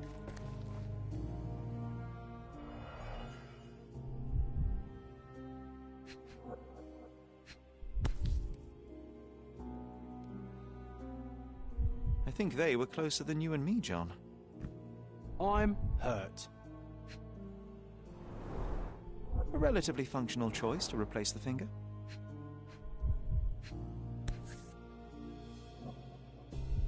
Oh, the pungent stench of an animal. Did Theodore seek some pink elephants with this? I think Miss Gilden has barely matured.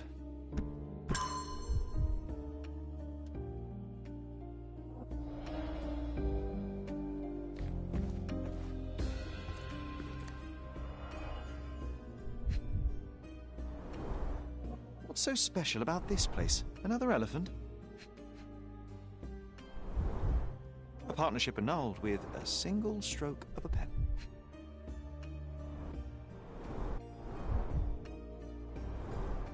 A catchy title. I should take a photograph of the plans. I don't want to carry them around.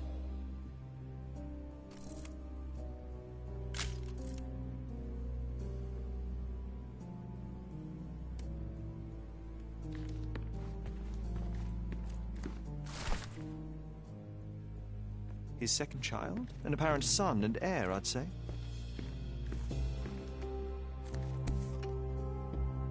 Mother. It's nice to see her young and smiling. From before Mycroft was born, our family loves to prod at the past. Holmes's desire to rake up the past is hereditary. Quite the spectrum. From the history of the Roman Empire to conspiracy theories of the French Revolution.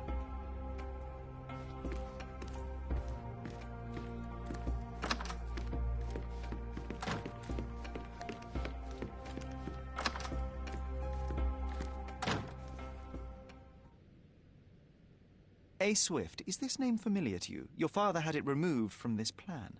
Oh, that's Arthur Swift. I've seen him a couple of times here. He works with my father in the old city, digging up something ancient. He is an archaeologist? That's the word, yes. But to be truthful, I really don't think Mr. Swift is fit to be one. I've just learnt a lot about archaeology from my favourite book series. Oh, they are page-turners. Inspirational, I'm sure, but would you happen to know where this Mr. Swift might be found? I don't, but perhaps you can find out somewhere. My father's work with him is all official. Lots of boring legal papers with signatures and stuff. And, which part of the elephant is in here? It's quite pungent. Oh, that. It's elephant sweat. Father believed that it might replace traditional ambergris. Well, that's true entrepreneur spirit. How can you read something like this? It's hard to swallow, and that's not due to the hard cover. You're hardly serious. Any library without Nabe and Laura is incomplete. If you can read, then these books are an absolute must. Love and adventure. They're about life. Oh, I wasn't aware that exploding pyramids were a part of daily life on Cordona. You haven't seen life, so you might try reading about it at least. I found this. Who's this young lad next to you, your faithful knight? Paul. He's my pirate. He's not really a pirate. I just call him that. It probably sounds very silly. Your secret is safe in my hands. Does Paul work somewhere? What is his surname? His name is Paul Perks. He and his yacht Whirlpool are the champions of the Salacia Yacht Club. He sails there. I'll show you where it is on the map if you need to meet him. A yachting champion? Well, that will be a first. I prefer dry land. And so does my suit. These bags of yours, it looks as if you've packed your entire room. Were you planning on going somewhere? My partner and I, we wanted a change, a fresh start abroad. But now I have to stay here. Here, an orphan.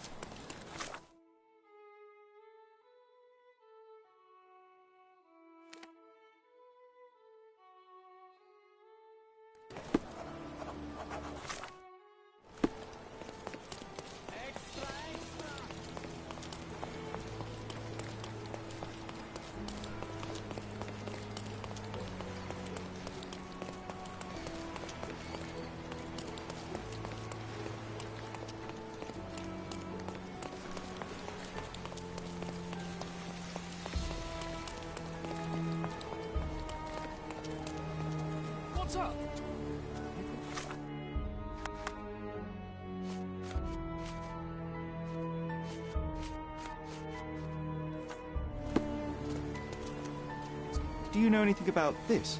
That's a question I can answer. Hello. I'm hungry. My head is killing me.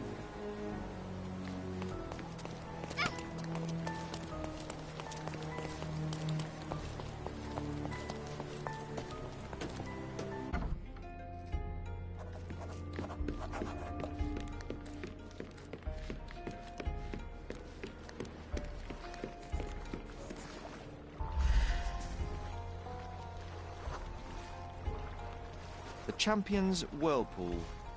Pool's bread and butter.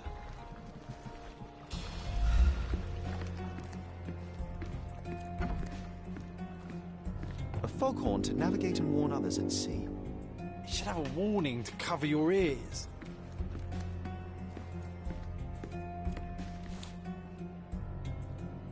Sails of Hatred. I suppose there is something for everyone, including champions. Who knew archaeology could be so exciting? Exciting is certainly a word.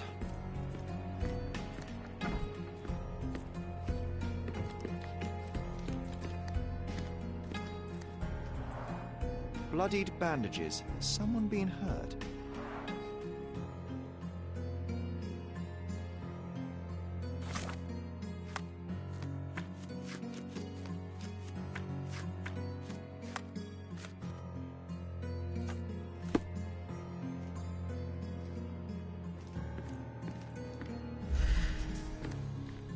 Where would a champion hide a key?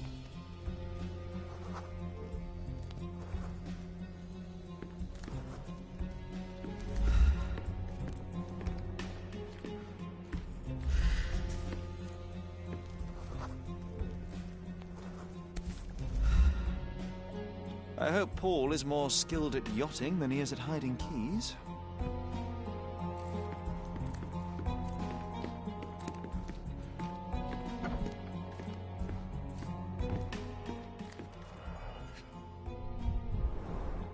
To earn big, you have to spend big.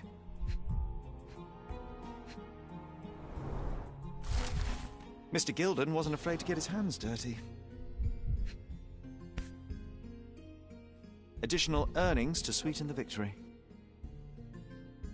An interesting place for a message to a champion. Old betting slips. Paul always bets on Whirlpool. One victory after another.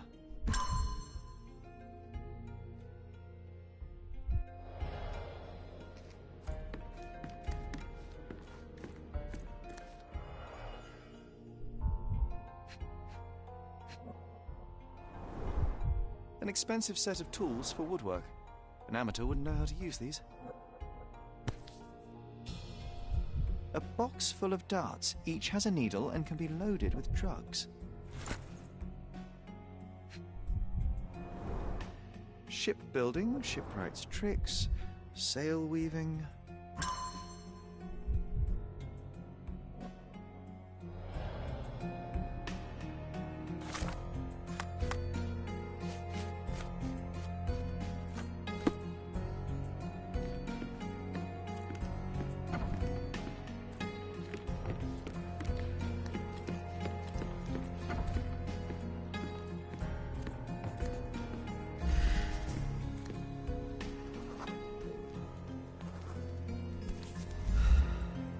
Undeniably psychotropes.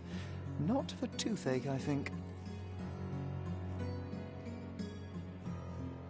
A typical tea tin. I wonder what he has for biscuits.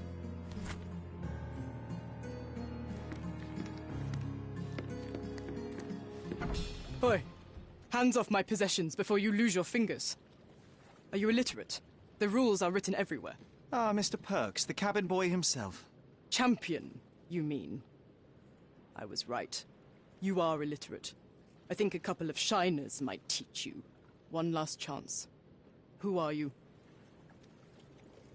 I'm Sherlock Holmes, a friend of our mutual acquaintance, Miss Imogen. Look, you artichoke. Imogen has no friends. Except for me. If you must try to insult people, it's better to know the meanings of the words that you're using. You fancy you could teach a sailor to swear? Go ahead. Show me how inventive you are. Stand still for a moment.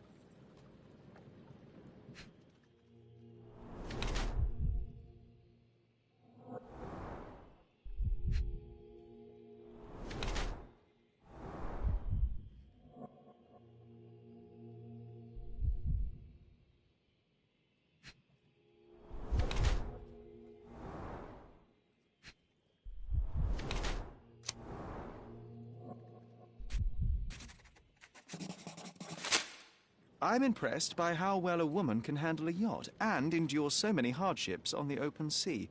The revelation of your nature could well humiliate so many rich men here, not to mention how you have broken the rules. But I understand.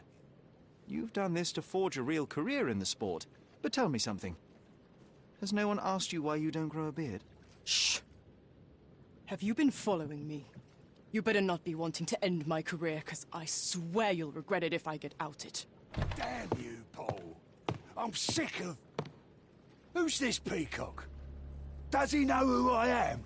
I definitely know who you are not. You're not a dictionary reader, at least. I wanted to see how you... pals interact with each other in your natural habitat.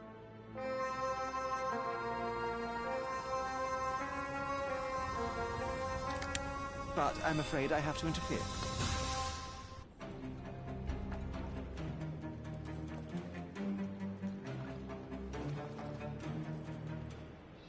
I'm coming for you.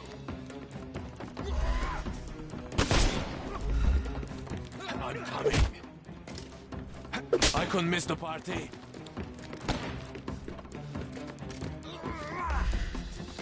Take this!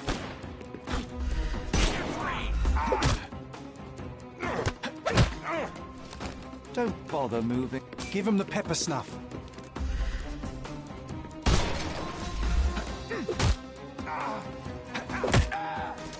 No more crime for you until next... The snuff's ready.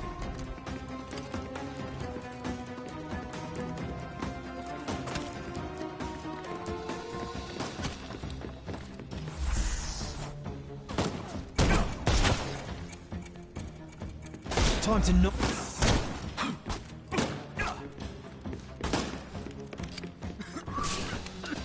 I couldn't miss the party. Take a rest, my friend.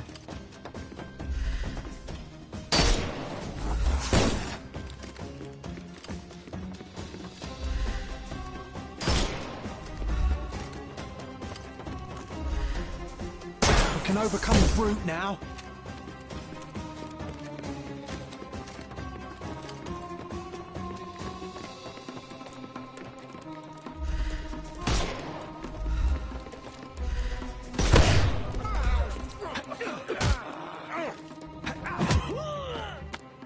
Too simple. Give him the pepper snuff.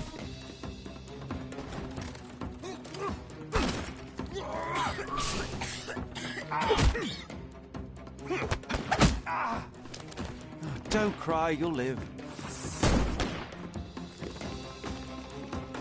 I'm gonna hurt you.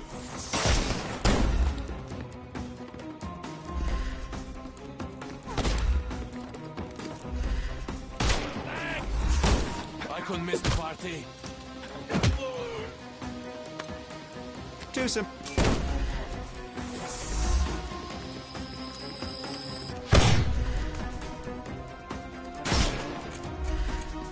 Time to knock this guy out.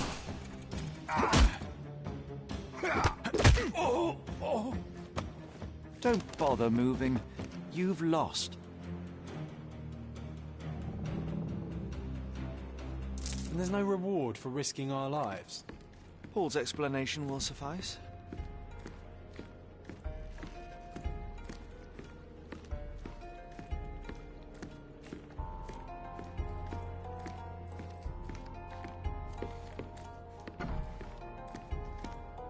Your fellow mariners have a strange way of showing hospitality. They were not my friends. Are you sure? I would rather risk my neck for someone who's at least honest and thankful.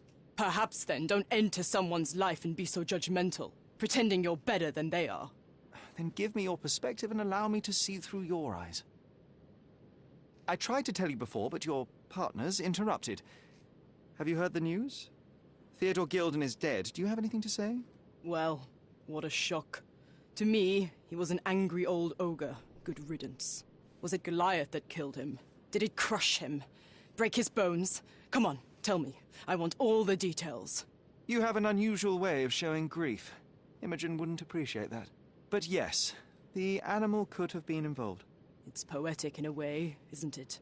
It takes a beast to kill a monster. I wish I could have been that elephant. What were you doing this morning, Miss Perks? Don't call me that. I'm a champion. I was sailing. The other club members told me that you missed the race this morning. Do champions not need to practice? Ugh, you've talked with them already. No, I wasn't racing. I visited the doctor after that attack on me, and then I had to honor the deal with the bandits you just took care of. You're asking for trouble with this smuggling business. You'd better leave it before they smuggle you out in a barrel. Don't patronize me. I've only ever had trouble with law-abiding citizens like Gilden and you, never bandits. So ask me anything you want, and then get out of my sight. I don't know what you're suggesting. I don't know what this means. You smuggle illicit psychotropes on your yacht. Not a delivery for the hospital, I'm sure. Of course not. I've had to cut corners to earn some money. How might a person afford to pay for a yacht in an honest way? I don't know, although I'm smart. The buyers are my customers. Adults who are willing to pay for their pleasure, or weapons for jewels. Whatever they want me to deliver. Nothing criminal. Well, it's your lucky day. I'm not here because of smuggling. Have you tasted this tea yourself? I wouldn't have been a champion if I had used it.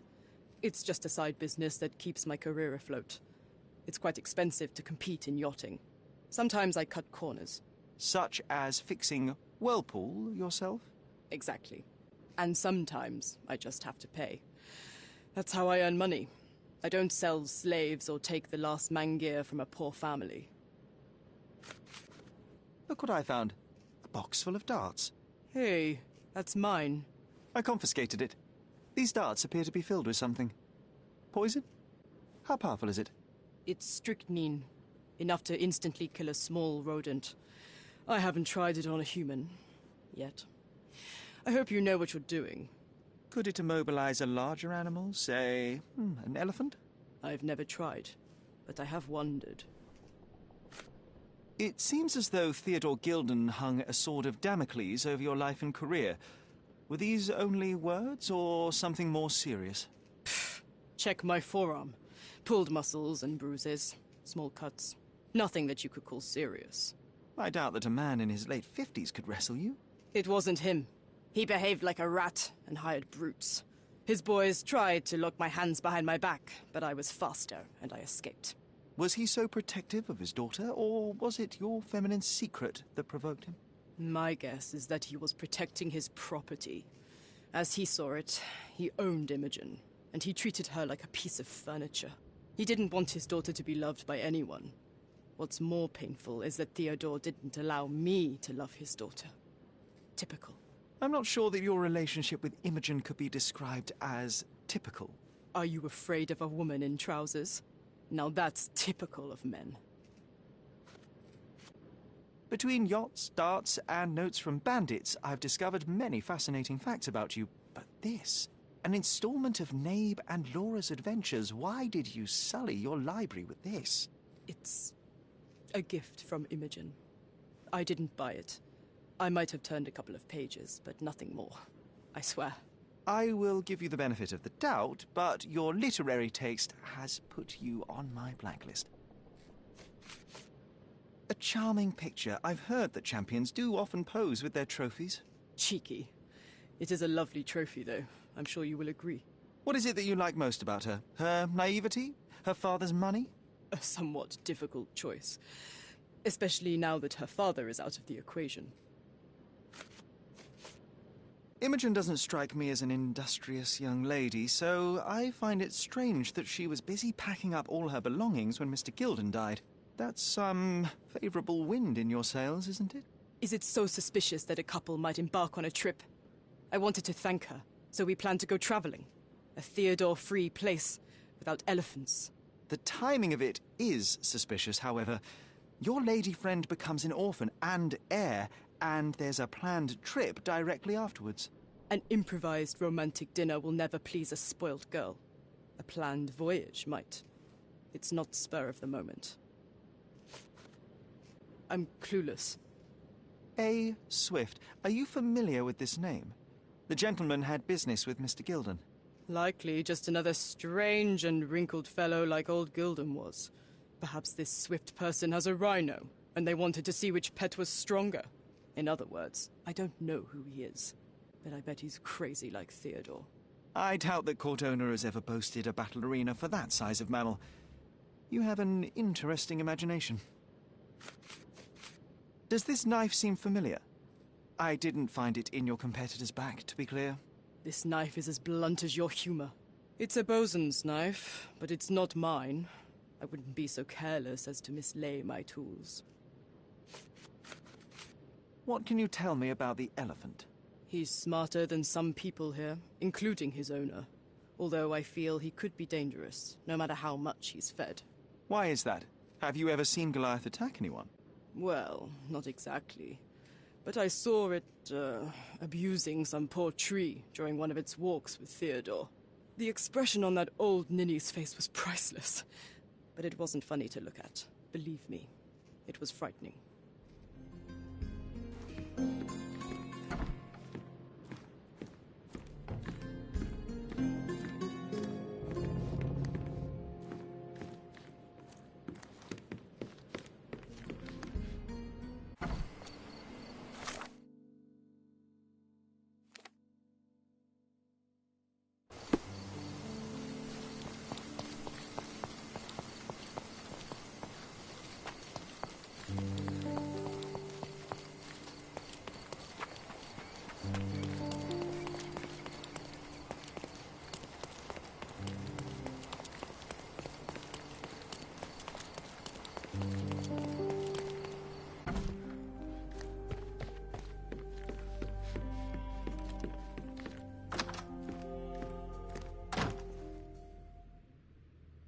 I'm afraid I can't add anything useful.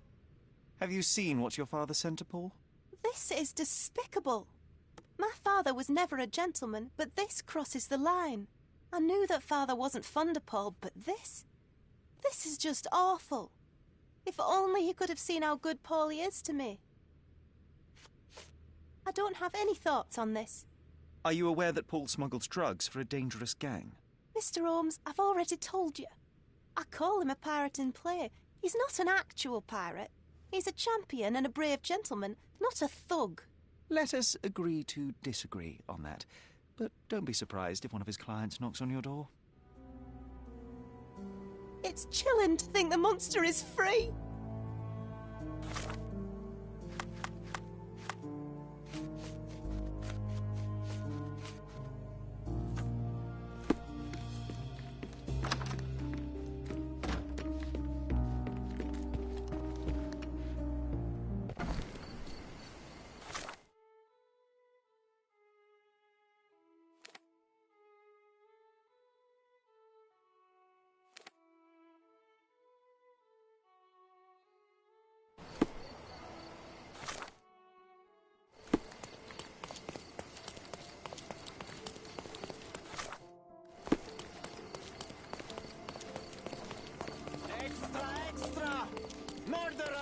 He's even putting up posters.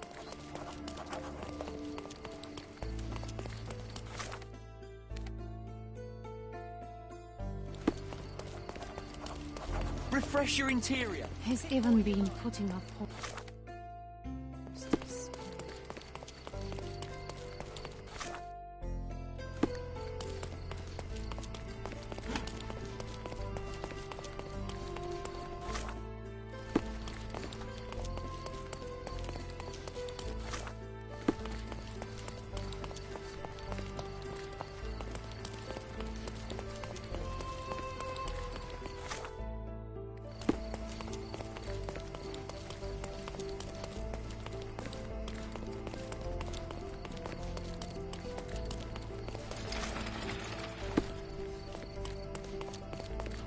Does it look remotely familiar to you? Should it? Concentrate, Sherry. A contest for the guests of Cordona. Find hidden treasure. Are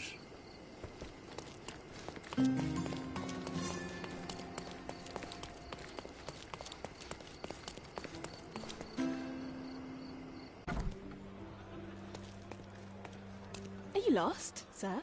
Not at all. I'm right where I need to be. I'm Sherlock Holmes, by the way. Ursula Oni, the chief archivist. How can I help you exactly? I need to take a look at the history of Cordona and its islanders to retrieve some, hopefully, useful information. Your brother Mycroft told me that you were direct, and now that we've met, I can see that is true. Someone in our family has to balance the evasive nature of my brother. Well, may I use the city archives? You may, of course, but in return, perhaps dinner? That's a high price to pay for looking at your archives. I was teasing you. Pay no attention to me.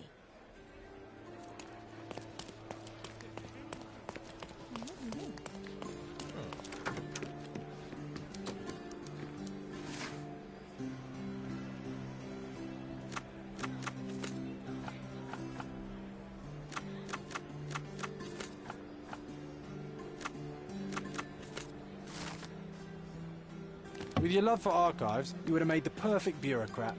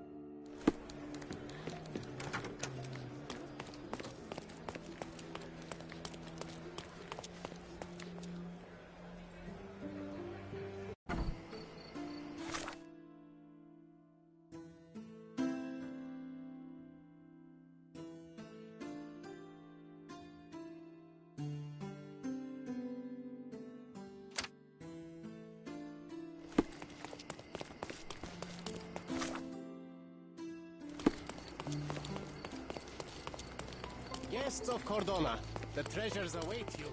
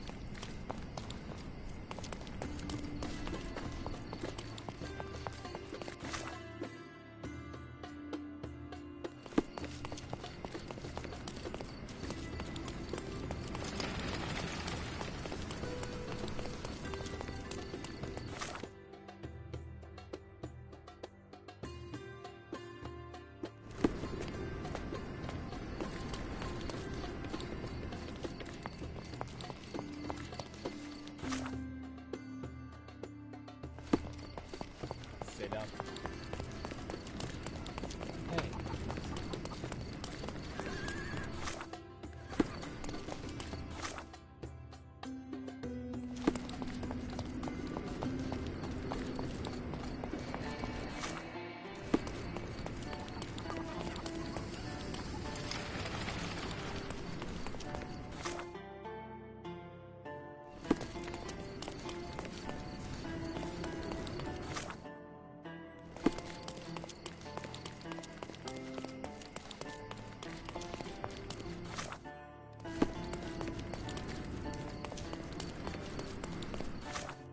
I remember the monument, Cordona's legendary pirate, the Robin Hood of the place.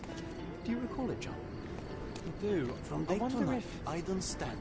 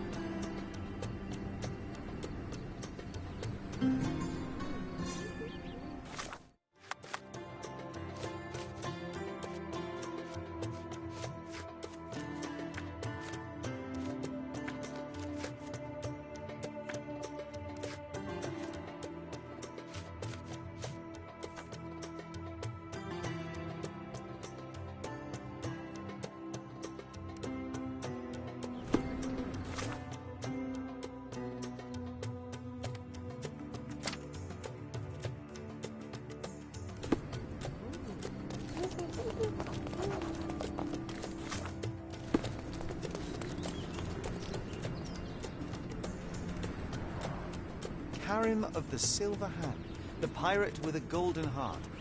I told you I remembered him. Hey, Sherlock, I'm up here.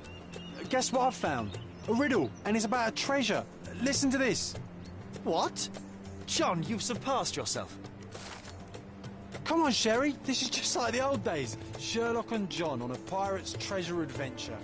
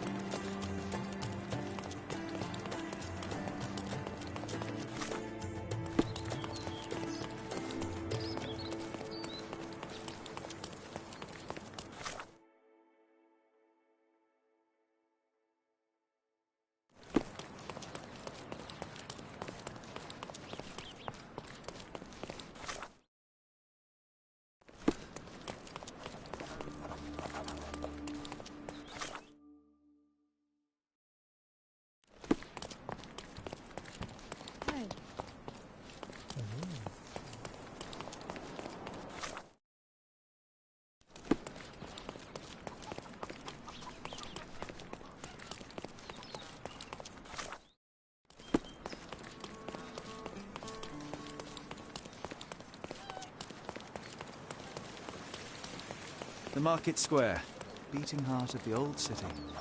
I wonder if they still sell that heavenly Turkish delight around the corner.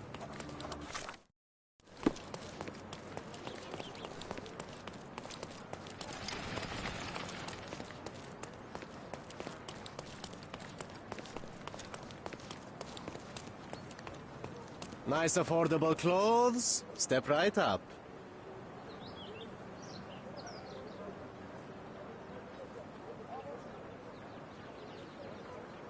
Let's pick something that suits you.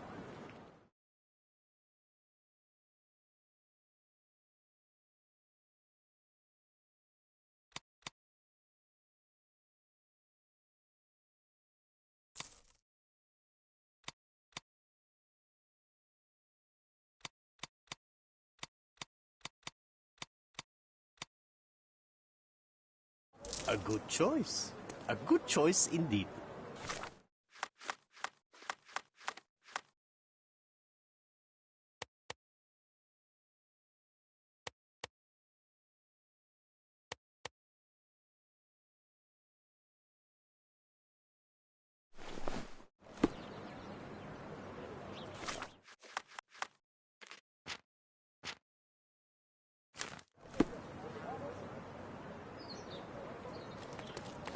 Nice affordable clothes. At a good price.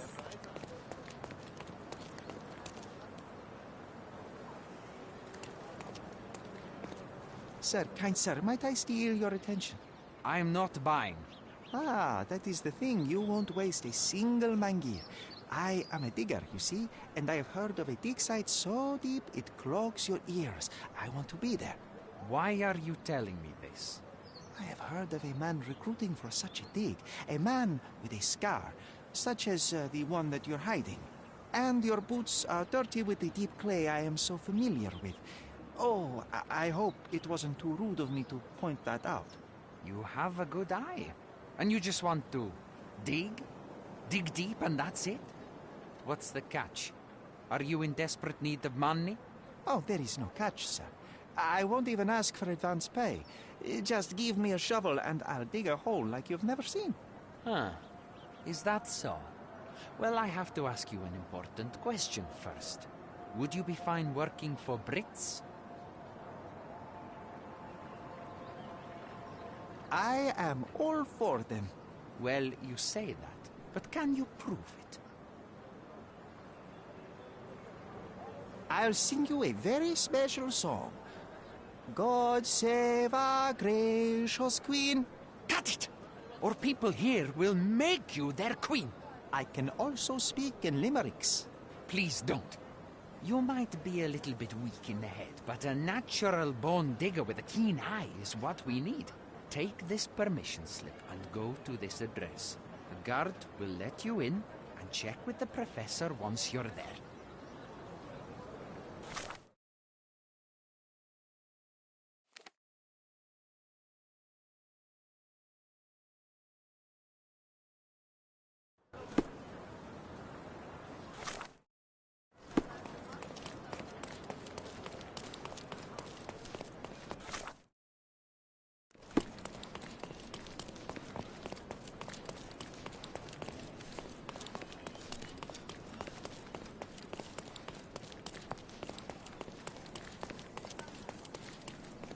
Stop loitering and get inside.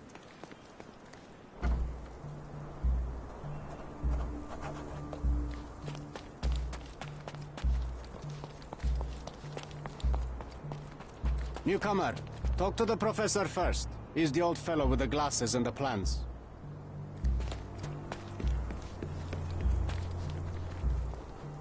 Where's the fire in your eyes? Where's the smile? I am sick and tired of seeing apathy among the new workers. Sir, believe me, I do have the spark. I want to start work straight away.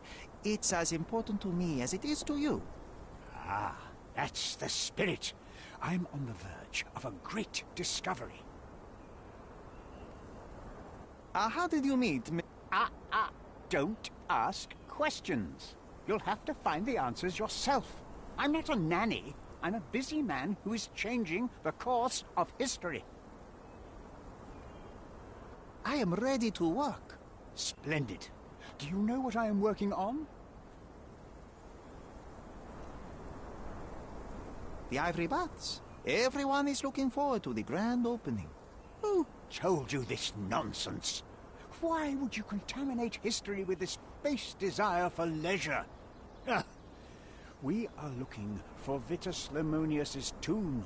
This is our goal, to find the artifacts of the early Roman Empire. Let's continue. I am Professor Swift. We have 3 rules here. Don't touch anything, always return the tools, and don't distract me unless you find something. Sounds simple enough. Are you the only one in charge here, Mr. Swift? Yes, I am the only one, and no one else. You hear anything other than that, it's a lie. People of your kind can have difficulty understanding who's in charge. Take a minute, memorize my face, and then get to work.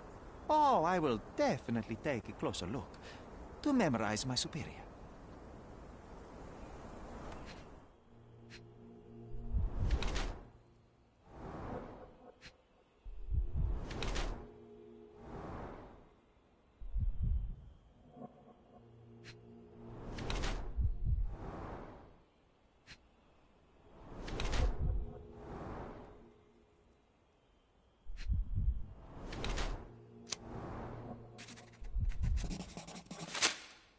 I wish I could be as passionate about something as you are, Mr. Swift.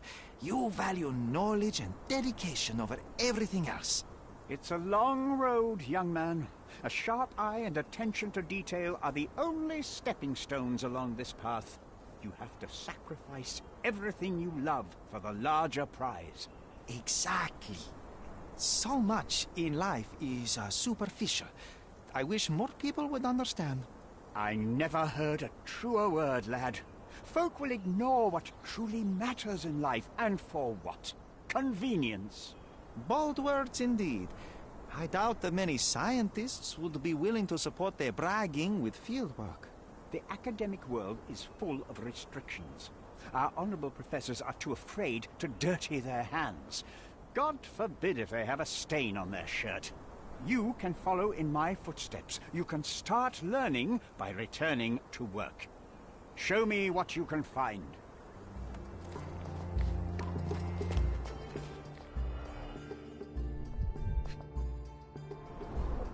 A plan for this whole operation. This might prove useful. I'll note it down. This reminds me of my father's room.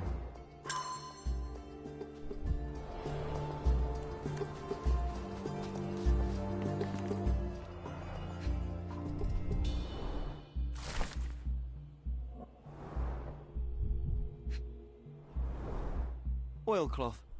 Won't fade and waterproof. Enough here to make tent sails and more. Straw dolls. Eerie, but effective for a scene recreation. Oh, I want one of these. Or two.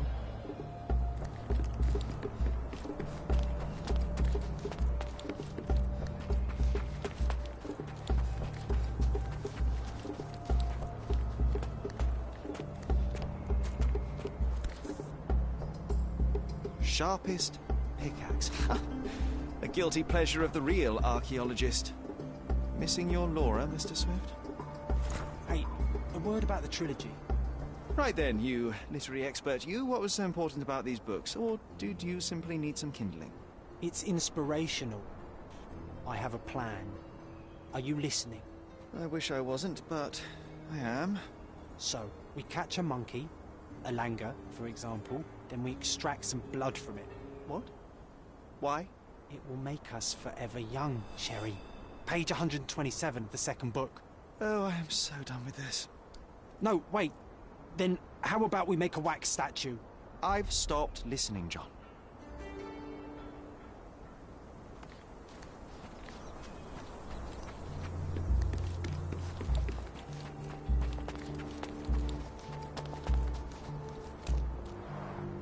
Somehow the text remains legible. Let's see if I remember my Latin.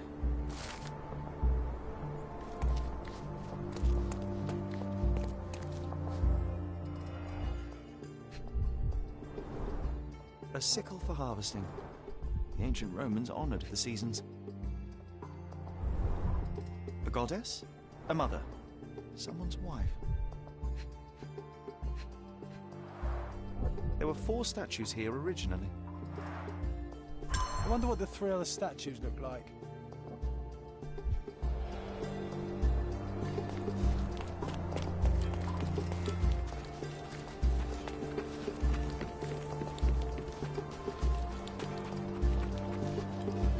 Swift lost his temper when he learned what happened to the statue.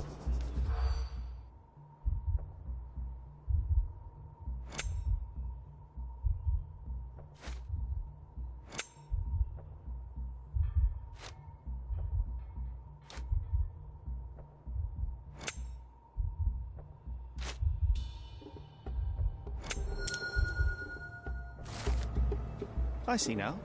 Mr. Swift didn't realize the significance of the statues.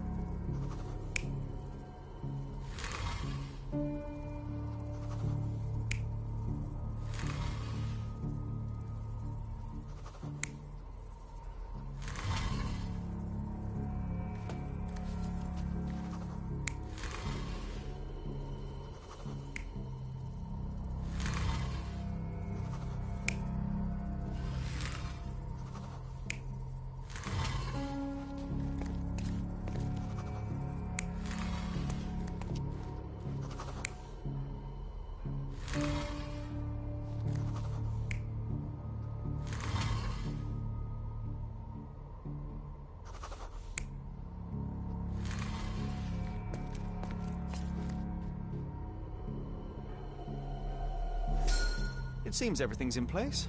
Now, let's see what this has to tell us.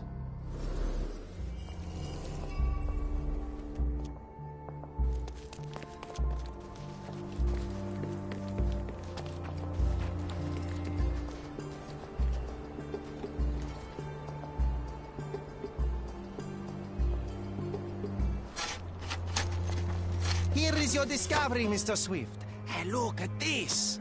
What have you found? Don't let anyone touch anything there. Eureka! I found you, my friend.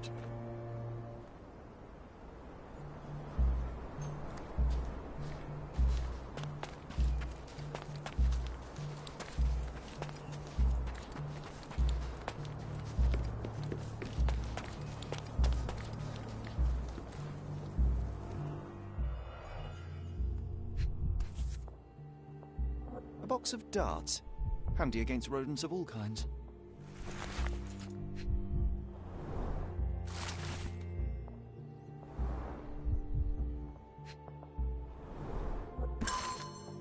Hey, what do you think you're doing? Trying to take over my research, are you? I come here to pick up my diary, and I find you snooping around. Explain yourself. Mr. Swift, if that were true, I would have been on my way to the newspaper. My name is Sherlock Holmes. I didn't have a chance to introduce myself properly. Outrageous! You deceived me, sir. What is the reason for your being here? Who sent you, Mr. Holmes? Theodore Gilden's premature death brought me here. Theodore is dead? How can that be possible? I'm thinking of all the possibilities, and I'm not crossing out anyone who might have been involved. Even his elephant. The land you're excavating belongs to Mr. Gilden, does it not? Did I hear an accusation? I have nothing to hide. You can ask me whatever nonsense you've prepared as a token of my diminishing respect towards you. Very well, Mr. Swift. I appreciate your cooperation. Were you at the site this morning? Affirmative. This project is taking a lot of my time, as you see. I spend more time underground than on the surface. When did you learn about Theodore's death? Just now. You just told me. And you aren't surprised, shocked? I won't tell anyone if you shed a tear or two. Weren't you partners, after all? We were. And it is a real shame. But I've seen too many deaths in my life, Mr. Holmes, for the news to truly shake me. When was the last time you saw Mr. Gilden? A couple of days ago. We discussed the site. I believe in the tomb and its secrets. Theodore's patience was stretched, however. He was already inventing new projects. It wasn't a long conversation. I suppose that his daughter will inherit everything now, along with all of the eccentricities and problems. And not forgetting Goliath. Eccentricities and problems, Mr. Holmes. One of many. Will you allow me to return to my research, or are you insisting on remaining an obstacle? Oh, I haven't even started yet. You have a weakness for nostalgia? Or, rather, do you use it to record a list of enemies? Young man, you need to check your moral compass. Reading another person's diary is a sin in every culture that I can think of. But you aren't answering the question. You've already read it. Why bother? I simply record my life to keep my memory clean from misinterpretation. Letters and pages don't lie. But the writer of the text can. With this book, you attempted to plan an attack on the elephant? Your insinuations are out of place. Goliath is a frightening animal. All I wished to do was to understand the creature. As any scientist would do, I researched, analyzed, and drew conclusions. And what conclusion did you draw? That Theodore Gilden made the animal miserable. He couldn't provide the proper environment for the beast. My interest in the subject ended there. What's with this box of darts? Is it for a scientific argument? A little darker than that. Rather for killing the kind of rodents that might nibble a nose or a toe in your sleep. Let's just say I have to protect myself against a larger animal, such as an elephant. Might it be enough to stop it, make it faint? If I were you, I wouldn't bank on it. Moving on. I'm a busy man. As far as I can tell, you're a man of the academic world, so this book about Nabe and Laura is just an empirical study? What? That nonsense? I'd prefer to lose my eyesight than read such trash. So, you know nothing about it? I know nothing. I wish I'd never heard of it in the first place, this caricature of science. Do I hear traces of envy? You're still relatively young that you might find your own Laura. Perhaps I envy Nabe, for I cannot simply blow people up for distracting me. That's all. You happy now? Wonderful. I'm a busy man. What's with this intricate recruitment process? Pro-British workers charge less? As a head of this organization, I need to secure a productive environment. It's impossible to do so if there are political differences. Especially here, where the native population doesn't support our efforts to find the ancient artifacts. Decent pay can also stimulate productivity and shut down any political discord. Hadn't you thought of that? You're young. You have time to fritter and fight with everyone you meet. I don't have such a luxury. Our workers receive enough pay for what they do. So don't start a discussion you know nothing about. I've nothing to add. Moving on. Your partner had a very specific attitude towards the things he treasured. Was this habitual for him? That would have been too much even for him. Don't get me wrong, he had a harsh temper. Like a true businessman, he was ready to burn his competitors to the ground. But threatening someone physically would have been something new even for him, am I correct? Absolutely. Besides, I had never seen him this angry.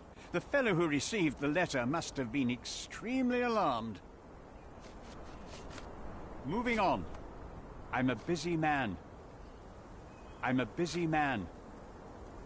Remember one of the rules? It seems that you didn't return a tool. Is this knife yours? Do I look like a fellow who carries a knife? I don't need it. There are plenty of uses for it on the site, and outside of it. I have other people to cut ropes for me, Mr. Holmes. Gilden's elephant is quite an unusual addition to Cordona's fauna. What is your scientific opinion on that? No matter how much Theodore loved it, it still remained a wild animal trapped inside a stone pen. Goliath needs savannas, fields, lakes. I'm sure that Goliath did not have a plan to kill his owner to head to the savannas. What do you think? No, animals don't kill in a typical sense. I can only presume that it tried to protect itself from captivity, from Theodore. It was a gilded cage that was predestined to break. I've nothing to add. Have you seen this person before? The one beside Imogen Gilden? No, but he's with Imogen, so I suppose that he's a friend of hers. That girl always has her head in the clouds. I could have said Theodore was different, but that wouldn't have been entirely true. Away with the fairies, was he? That's one way of putting it. Either way, I don't know much about Imogen's life or her friends. The type of elite that pretends to be educated. Moving on. Did this plan cause a rift in your business relationship with Theodore Gilden? Nothing like that. Admittedly, we didn't share a common vision of what is more important, the past or the future. In my opinion, we can't build a future without knowing the past. So you wanted to save the tomb of Vitus here, or perhaps your control over the research? Only the knowledge that rightly belongs to humankind, nothing less and nothing more.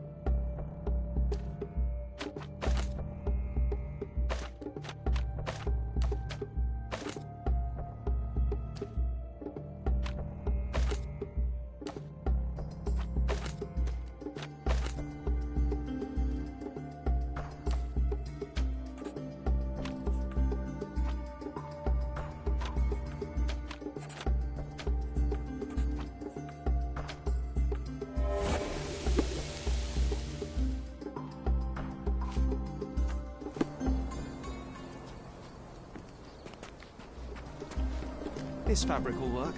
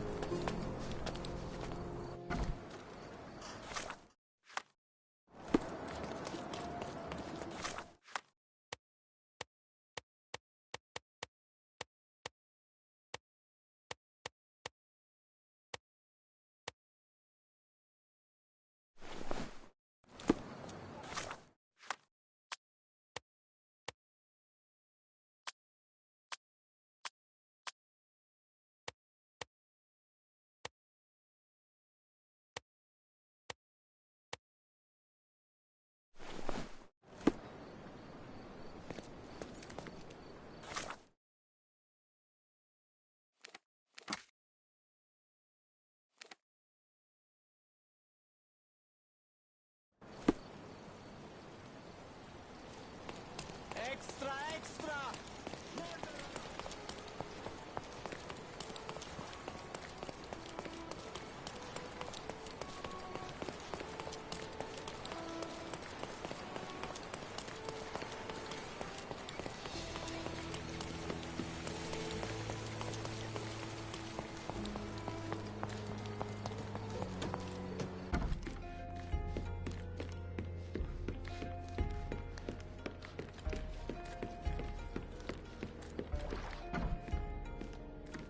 It might fool an elephant. Mrs. Nini seemed to know her sewing inside out. I bet she missed us. I hope Miss Nini won't misunderstand me.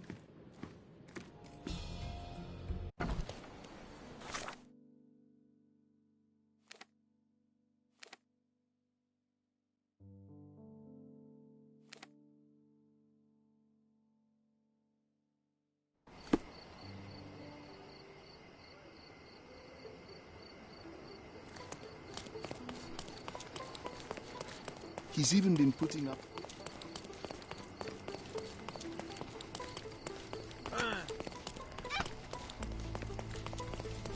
Good day, madam. I've come to you with a special requirement. The tailors on the street can't help me, I'm afraid.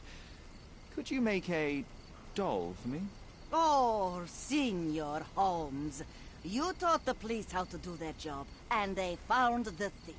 Of course I will help you. But what sort of doll? A child's doll, such as my great niece might play with? A little larger than your typical doll. Signore, I don't understand. Boy, girl, animal, and what color? Animal, a passionate, perhaps amorous animal. Ah, Signore, you talk in riddles. I am an old lady who's seen it all.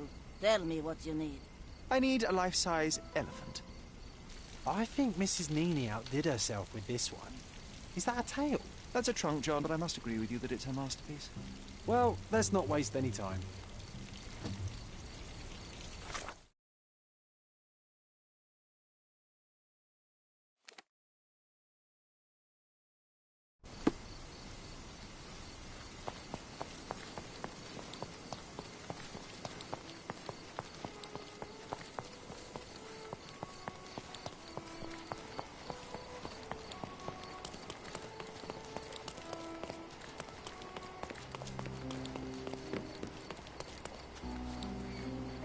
The game is on. So, what's the plan? I hope it all doesn't go horribly wrong. We know that the elephant is seeking a female. We can arrange that. A doll with the appropriate scent might do miracles. So you're a marriage broker? Well, I suppose that makes me a groomsman. Oh, she is a bit breezy, I must say. Well, Goliath is eager for a single female elephant in his area. It should be just enough for his taste.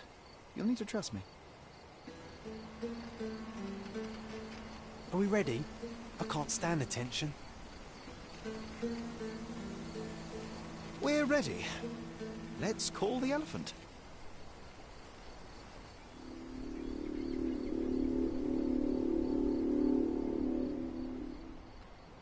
How could anyone resist?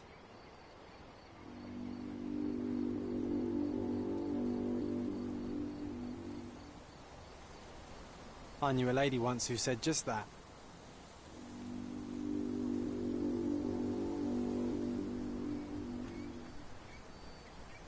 Too bad I'm not an elephant.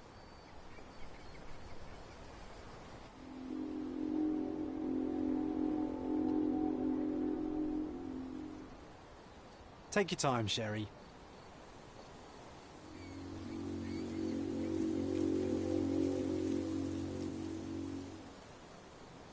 That deserves a slap.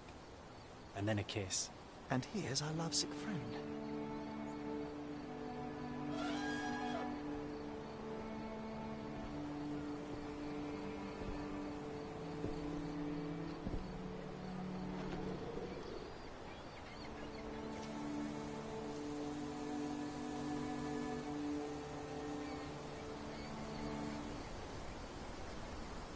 What is the meaning of this? Why are you bringing it here? I won't allow you to leave it. I assure you that it is only a temporary measure. It won't be long until the elephant is gone, I promise you.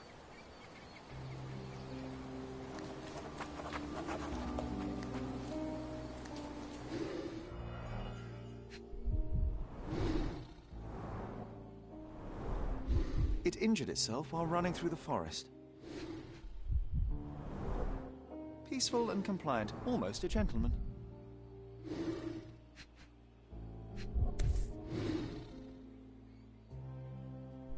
There's something in the needle. A feathered fletching. This might be promising.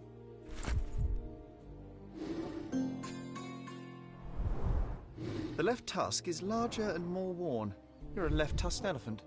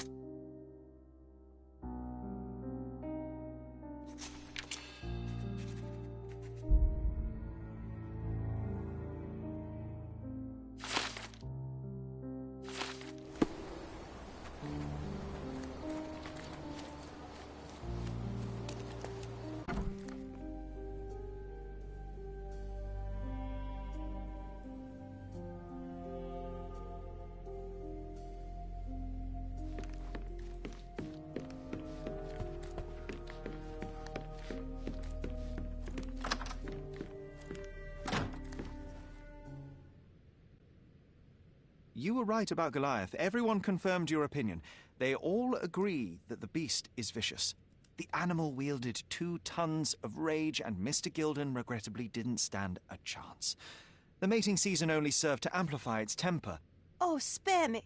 That's a little too much detail, thank you. What is the point of this conclusion? How do you plan to use your findings? Miss Gilden, I know how much you dislike the elephant. Rather more than dislike. I wish I could have done more to that wretch than just speak of it. But it's innocent. Goliath did not intend to kill your father. It was provoked, scared, and in mating season. Your father took Goliath's normal state for granted, and in doing so made a mistake that caused the elephant to be aggressive. Stop it! I already know the answer. I don't need your moral perspective on this situation. I don't know why you wasted your time. I actually did more than you. Which involved what, Miss Gilden? A man with a big wallet made an offer to take the elephant away. I accepted it. I was so naive, thinking that it was me who was so helpless. But you are useless too. I am glad that the elephant is no longer of your concern, but I need to make sure. I don't care, and I don't want to listen. I thought you wouldn't turn... Why's that? I suppose it's the English way to leave without saying goodbye, but I never planned to abandon you. Because you brought the filthy beast here. Because you did nothing to ensure its proper punishment. I had to do everything, not you. I was piecing together your father's murder. There was nothing to piece together. I told you, it was Goliath. I never asked you to talk with anyone. I asked you to find the stupid animal. Even if my efforts are invisible, that does not mean that I did nothing. I don't have the strength to argue. These are my father's belongings. They're about your mother.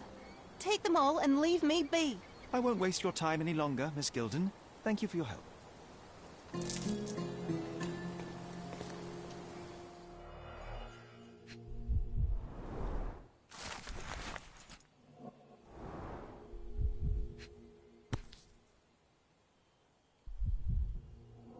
My mother always wore this around her neck until one day it disappeared.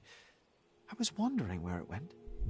She said it was a birthday present from a good friend.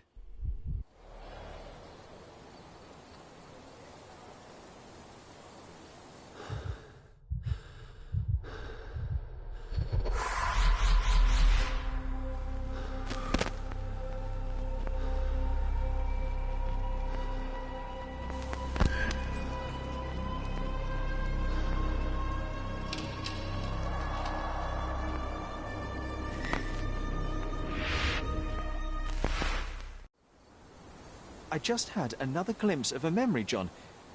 It's fuzzy, but I'm sure it happens somewhere in the manor.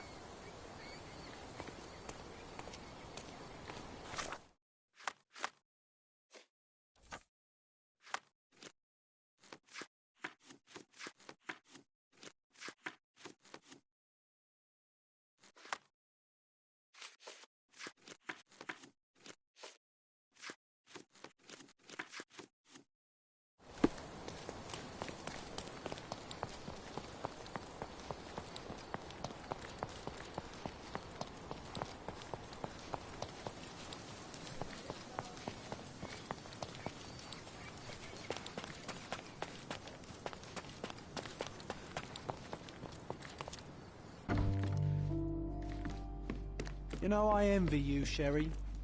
You can talk to other people and they won't ignore you. And I envy you. You can ignore any person you're bored with. You don't miss out on much. Most men are dull, unlike yourself. Well, I'm flattered.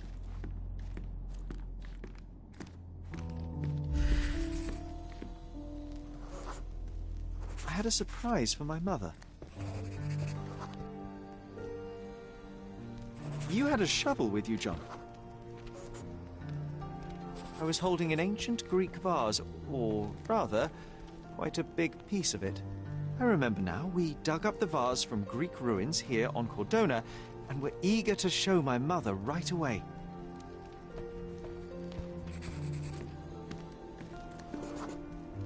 For some reason, the door was closed. We knocked. But nobody answered. We thought that she was busy. So we left the vase and ran downstairs.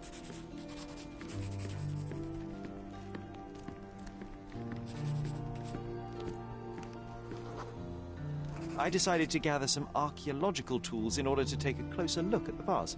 But then we heard something, didn't we? Yes. It came from upstairs.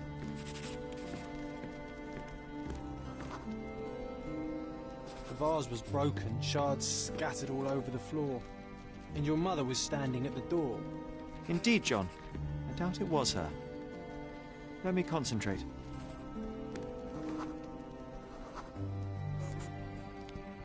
Otto Richter was standing there, furious at us.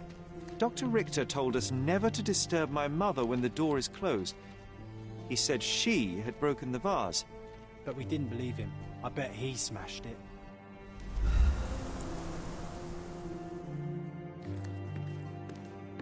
Her things are still here. Presumably Mycroft never felt the need to sort through it all. Or couldn't bring himself to. No. He would have put it behind him and moved on. My brother is not one for sentimentality.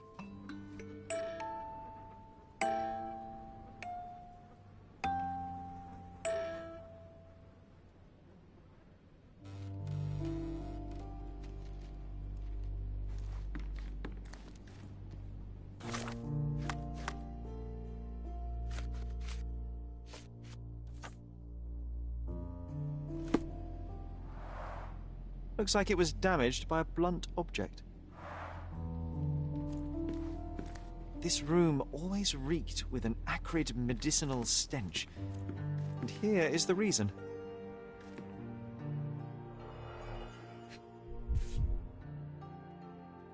This picture was drawn by my mother. I recognize her hand. There's a date on it, 8th of December, 1868.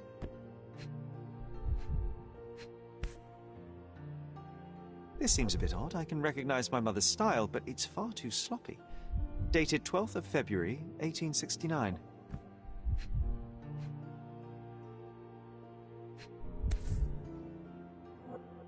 It's difficult to tell what this is meant to represent. There's no date at all.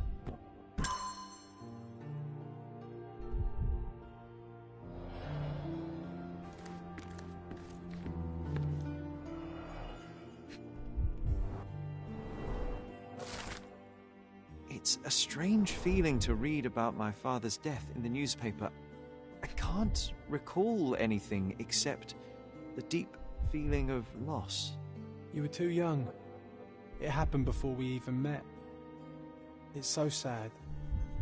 I'm sorry.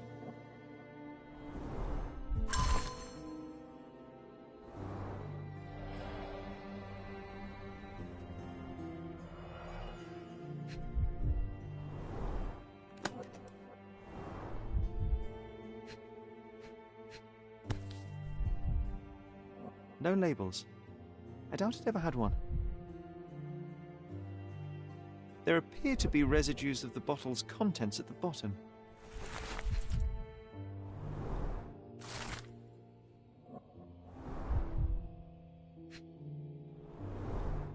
Do you think the doctor could have used these tools here? I hope not.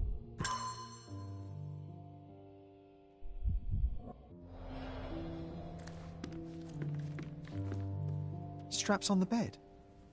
It just doesn't look right. Oh, I would love to take a bath right now. Not this one. Surface corrosion suggests it was prone to extreme temperature fluctuations. For medical purposes, I suppose. Bars covering the windows from the inside. My mother loved flowers. They made her smile. I remember we would bring a new bouquet every week to make her a bit happier. That's why we collected all the violet flowers we could find on the island.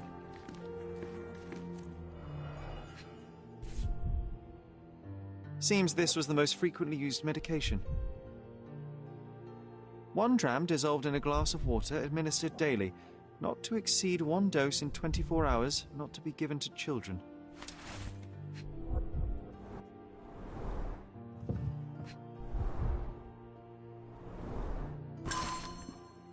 Oh, it brings back some memories.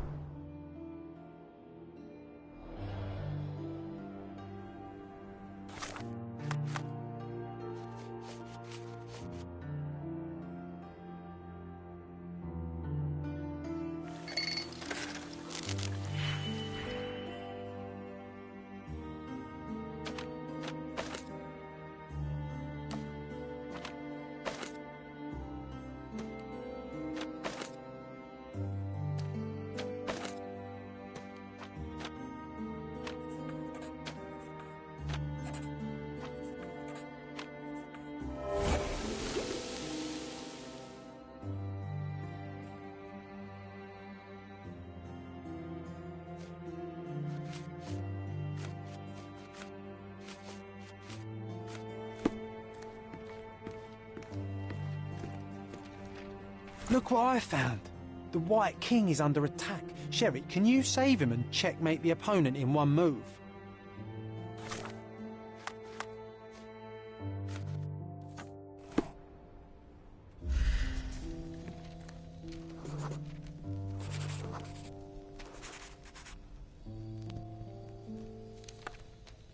Oh, nice move. You saved the king and checkmated the Black King with the rook.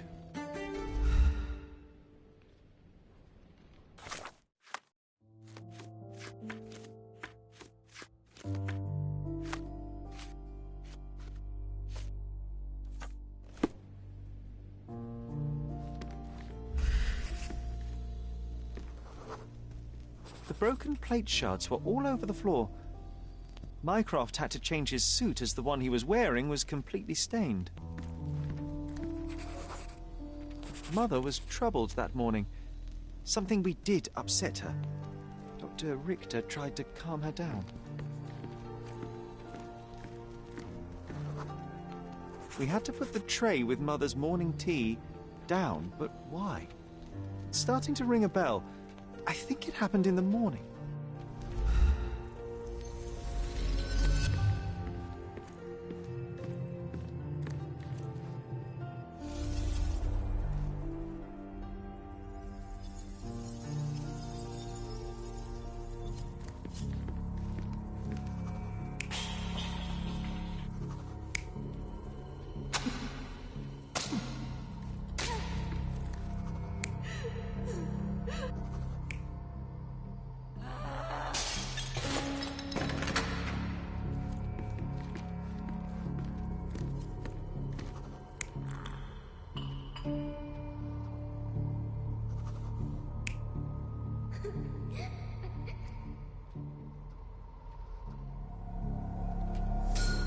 I don't believe you!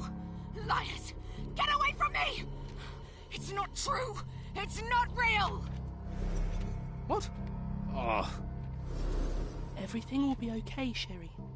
I promise. It was the morning of the 9th of April, the day my mother died. My mother, she was not just ill, but mad. God have mercy. I'm sorry. That explains why you locked the memory away. There must be more, John. That was the morning of her death. I need to know what happened. Every time you... I just don't... Please, Sherry, leave it be. Just breathe, John. You know that I cannot leave the last stone unturned. We are so close.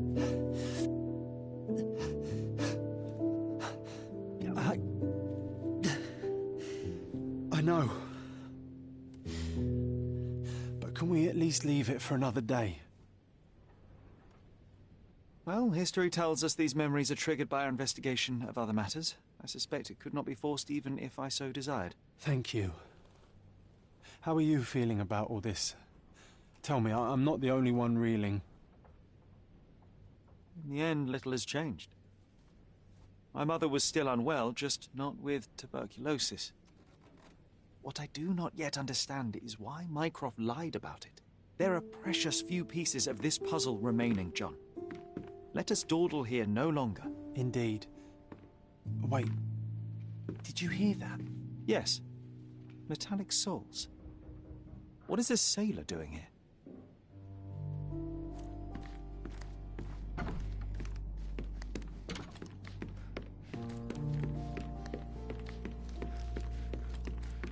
Sherlock Holmes, isn't it? I was looking for you. With whom do I have the pleasure of speaking? You can call me your new game. The rules are simple. I have something for you, but you alone must work out what that is. And that something is my prize, I suppose? You're a fast learner, sir.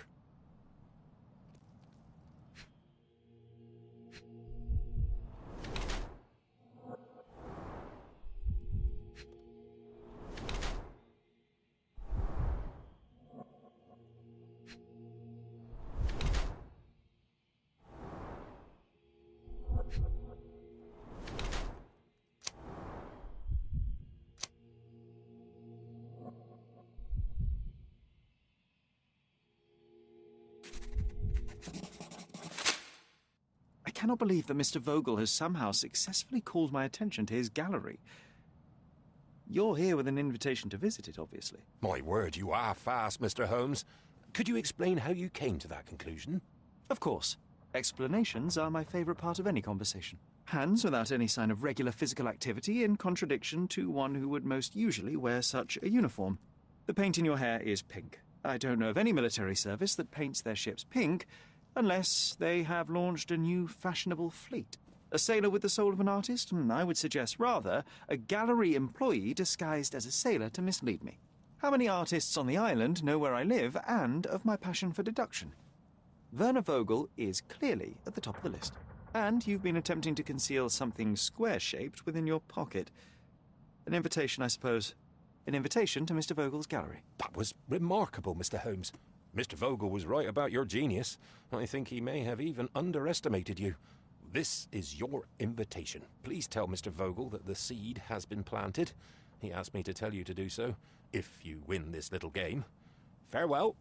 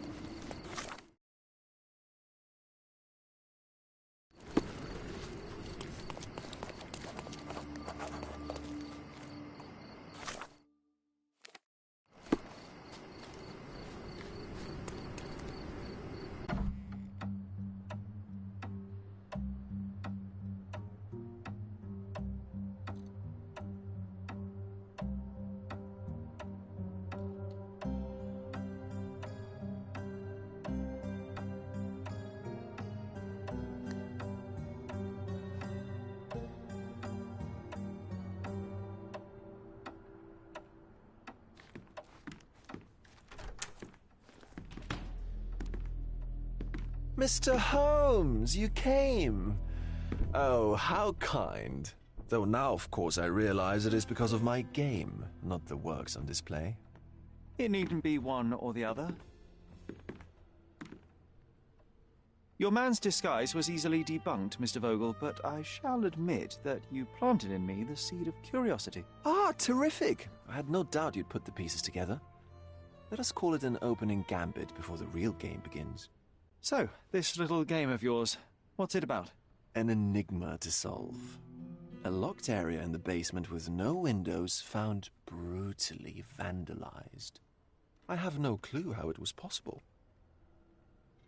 And this locked area downstairs, what exactly was it? The under gallery.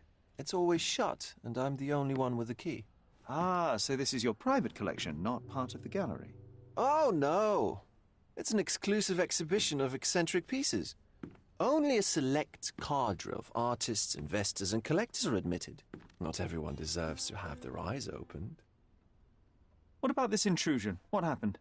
Last night, I was about to leave the gallery when I heard a noise downstairs. I went to the basement, but I didn't see anything out of the ordinary. It was admittedly a rudimentary inspection. It is not uncommon to get rats down there, so seeing nothing of note, I left and locked up the building. When I returned this morning, alas, I discovered that part of the exhibition had been torched, and there was no sign of the intruder. The mystery being, of course, that all the doors to the gallery were locked exactly as I left them. And the door to the basement is the only entrance? Correct. Tell me you're not intrigued. Well, this matter is certainly within my wheelhouse. This intrusion troubles me. Please take a look around if you're willing. The under gallery is through the door at the end. I will see what I see.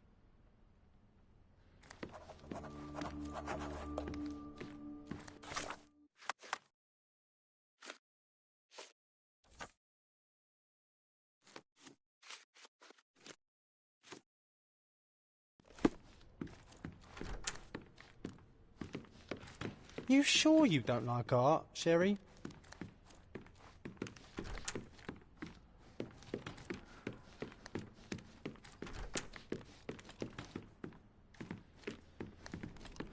Back home, we've got a taxidermist. He's gonna have a heart attack when he sees what I bring him.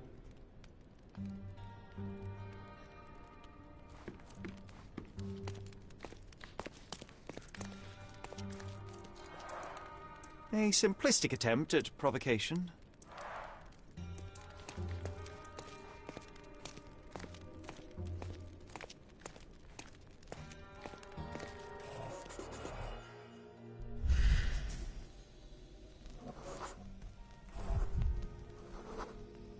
The left step's length is shorter than the right. It indicates that the walker was lame.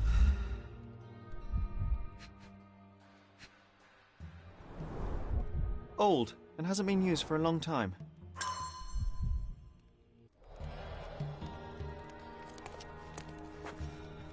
Closed with a metal bolt.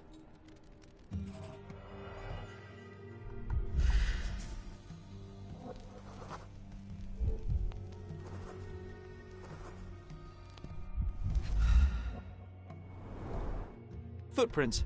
Size 9.5.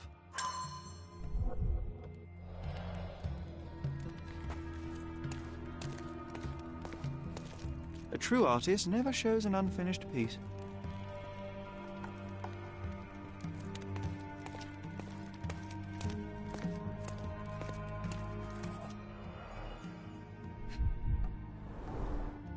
Sherry, how about some company in that dreary chamber of yours? Leave my loneliness unbroken, John.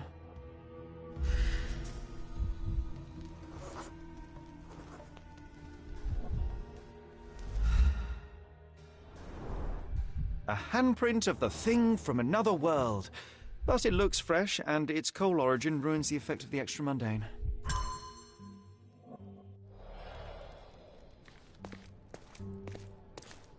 Sodden and mould-ridden. One presumes deliberately.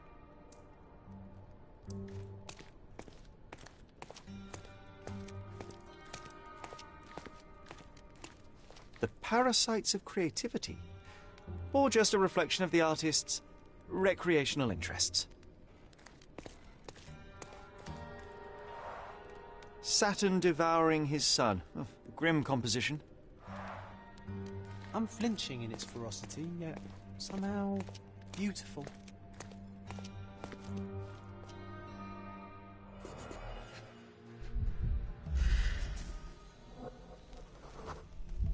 Ugh, sheer vandalism. Only an ignorant person could do such a thing.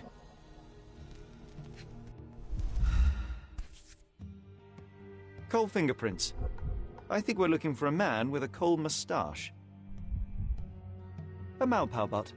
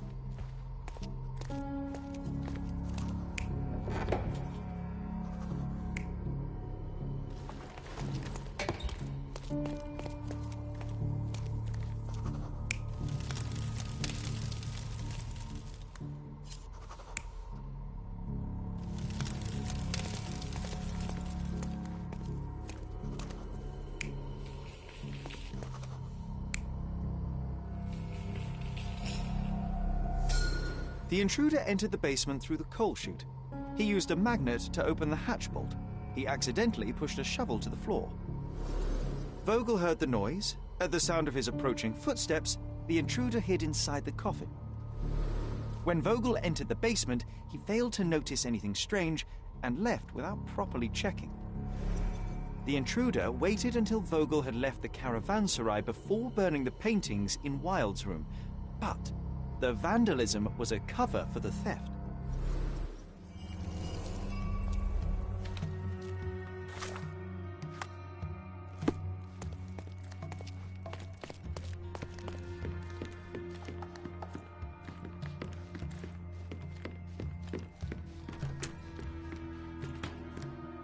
The pieces are not what I expected.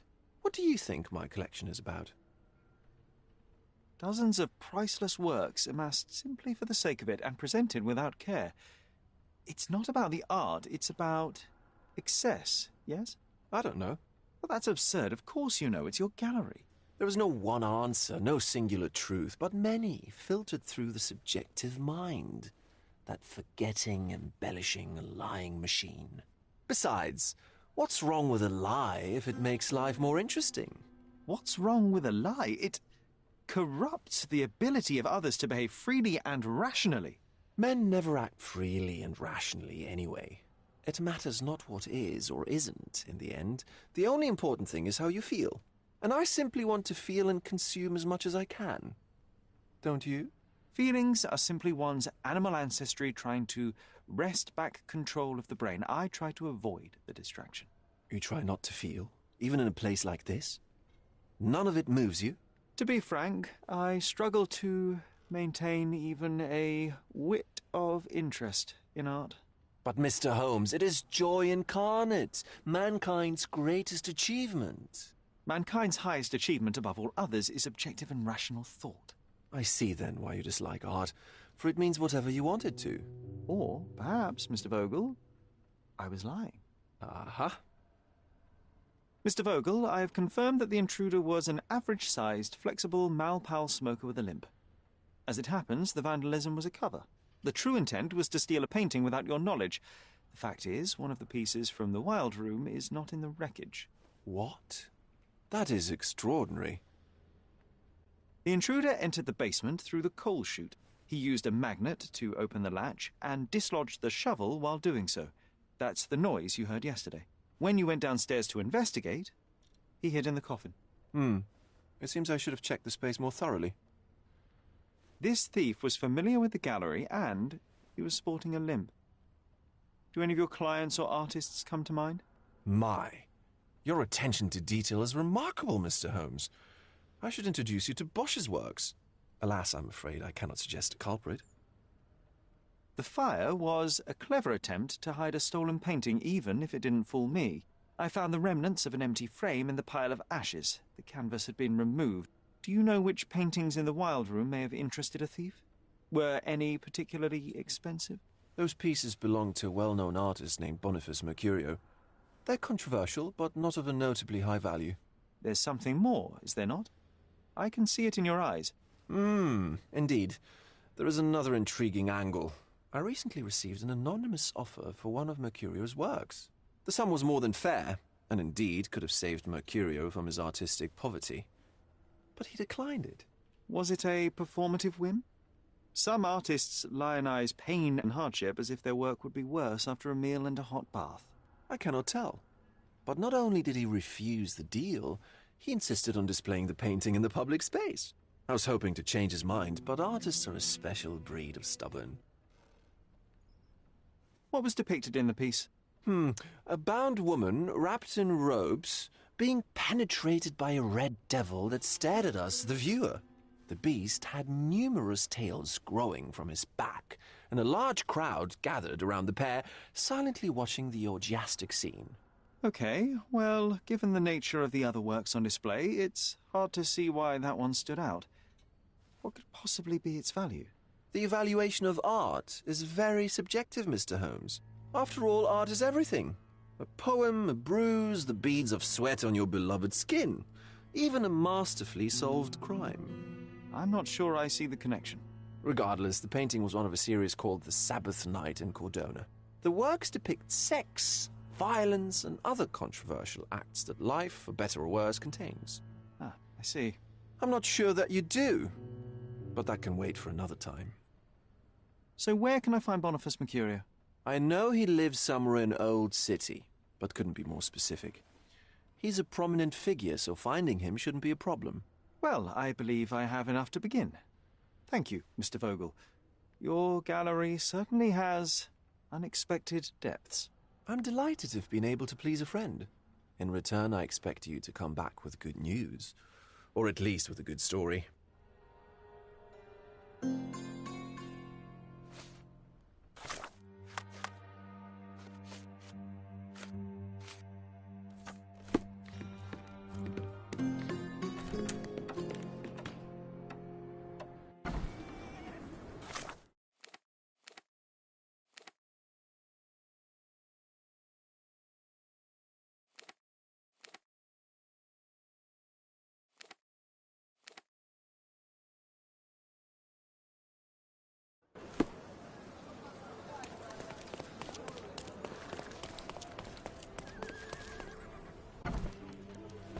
Mr. Holmes, I have something for you. Mr. Holmes, I see what you're up to. Mysterious stranger pursues betrothed woman. But please, let us keep things professional. I have in my possession an envelope containing details of a special assignment for you. Tell me, are you interested? I believe I am, but to be very clear, Miss Sertle, my interest extends to the message and not the messenger. So he claims he's not a gal sneaker, seducing women everywhere he goes. Perhaps the truth is even more scandalous? Please spare me the speculation and return to the matter at hand. A gang of smugglers, the Eels, have Cordona in their clammy grip. The British Empire can abide it no longer. Mycroft insists they be disbanded. But this organization only falls with the capture of their odious leader, Friedrich Panzer. And note well, I did say capture, not kill. Inside your envelope is a map marked with the Eels' warehouses. But alas, we do not know in which Friedrich Panzer resides. So even Mycroft has his limits. Indeed. You must be sure to identify the correct warehouse before entering. Because once one is compromised, the other's occupants will scatter. Here are all the files, and feel free to use the archive too. Again, do not enter the wrong location, nor see any harm done to Friedrich Panzer. Miss Sertle, if you're quite done with the redundant instructions, I shall get to work. Well, that's perfect. Tortured hero lashes out after rejected romance. Tomorrow's edition will be a sensation.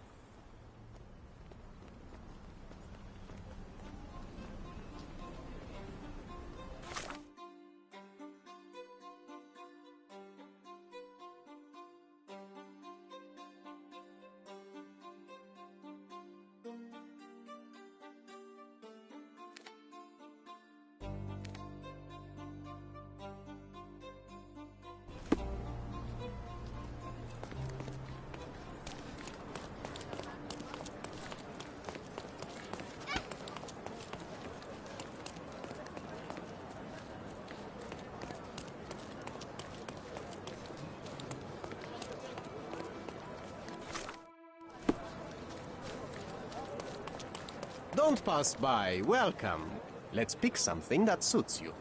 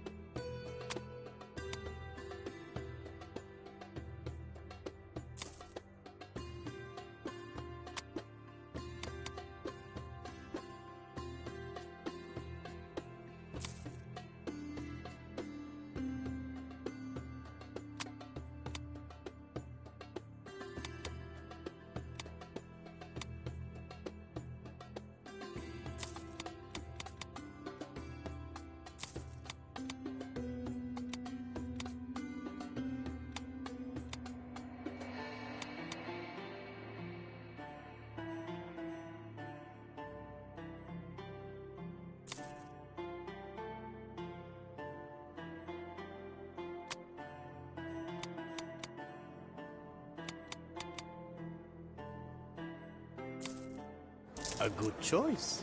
A good choice indeed.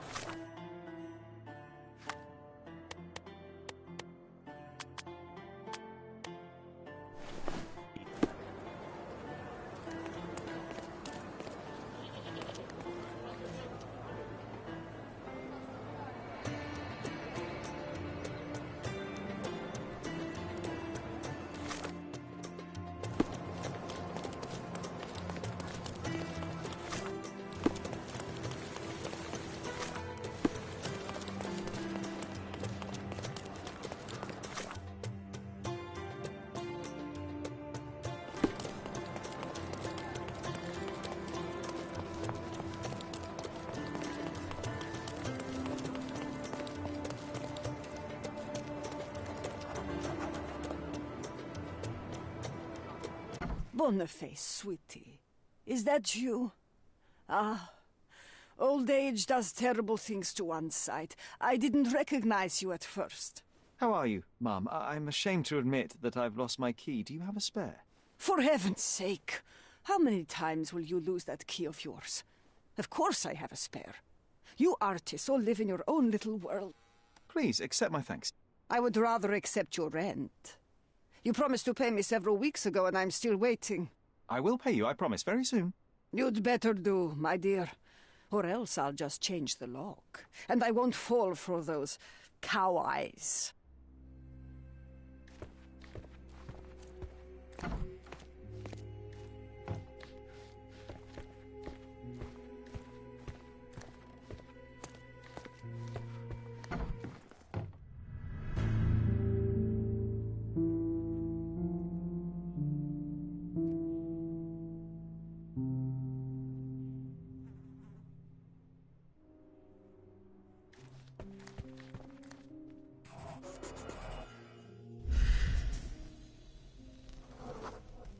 Judging by post-mortem rigidity, the body lay here for 1 or 2 days.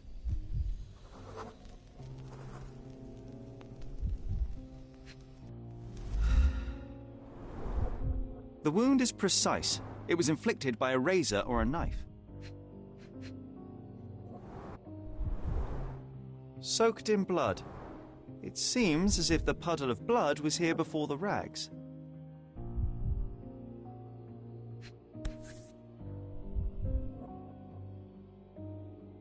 A normal kitchen knife. Could be the murder weapon.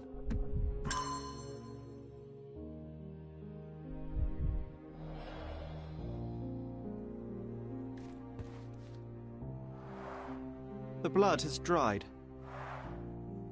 I've heard of this style of painting. It is called Expressionism.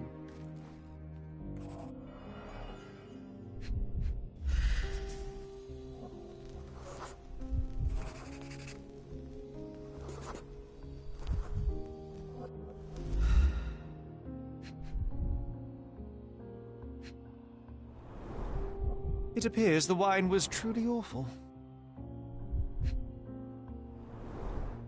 I wonder where he got that fancy camera. Despite the overall tendency towards mess, you cannot sit with the drawer pulled out like this. Someone left it after searching.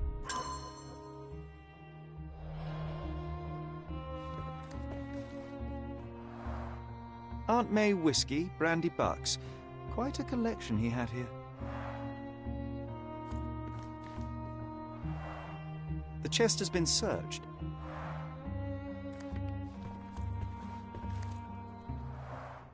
Red skin, tails on the back, reminds me of Werder's description of the stolen painting.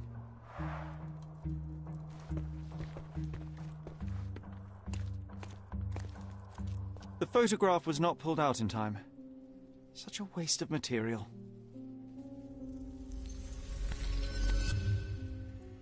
Look at this, John.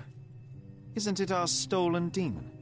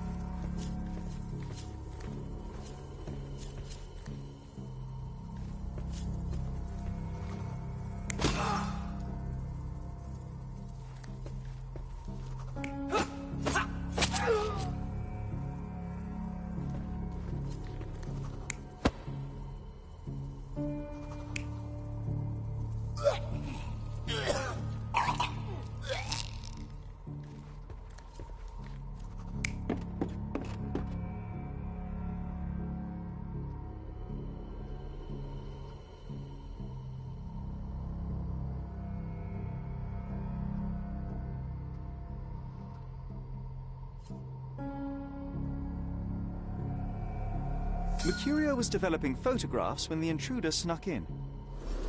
Mercurio heard him coming. While the thief was searching the chest, the painter ran towards him with a bottle in his hand. He smashed it across the thief's head, The intruder had no choice but to defend himself, and the weapon of opportunity happened to be a kitchen knife. Mercurio stepped aside to grab the painting, but the wine-blinded thief attacked Mercurio's throat. When the thief came to his senses, he saw Mercurio bleeding on the floor. He grabbed the rags and tried to bandage him, but it was too late. Why did Mercurio attempt to snatch the painting in the middle of a fight? To strike the intruder? Not with his painting, it was too important to him.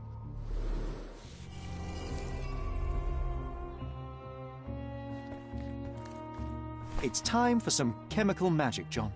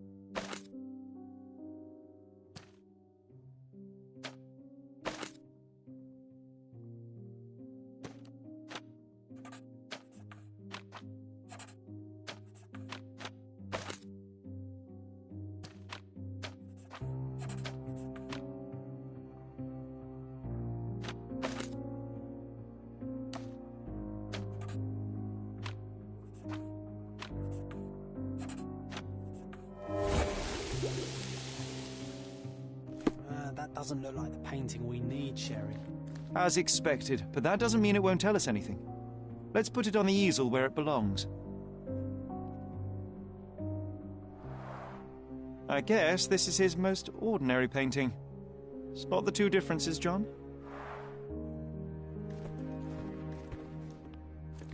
If the intruder didn't take it, the skull should be somewhere here.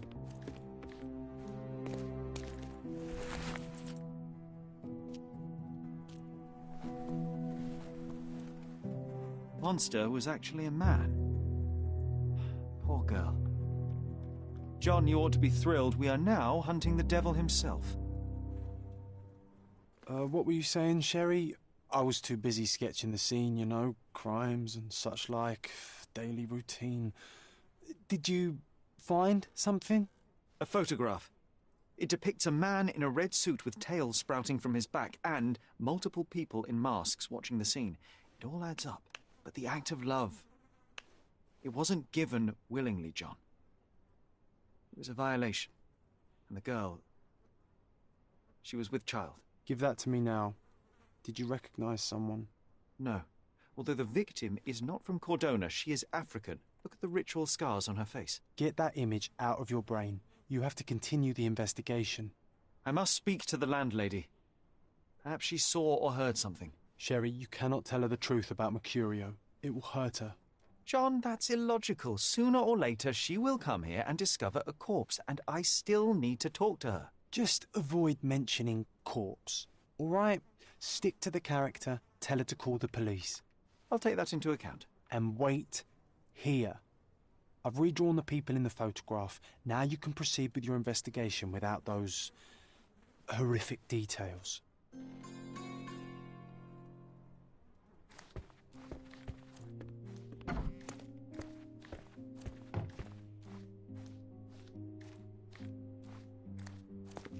What's wrong, dear? You look like you've seen a ghost.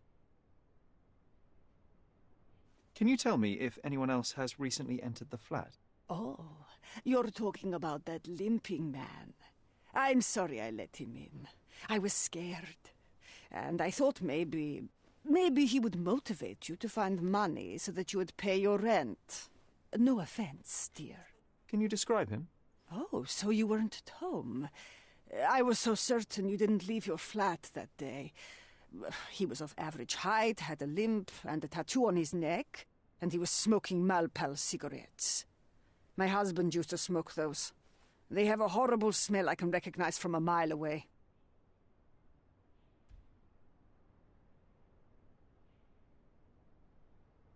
Can I ask a favor? Of course, dearie. Please call the police and ask them to enter the flat, and don't look inside until they come up. What? What trouble have you stepped in this time? It really doesn't matter. Thank you, Mum.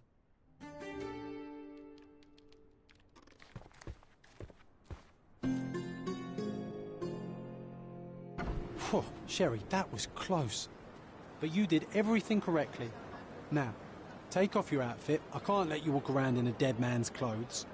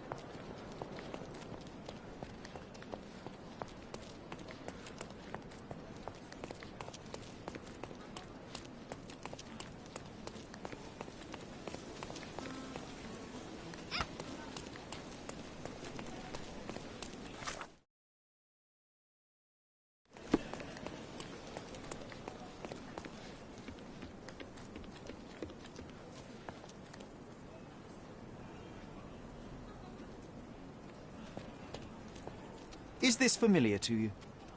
No, I don't know about that.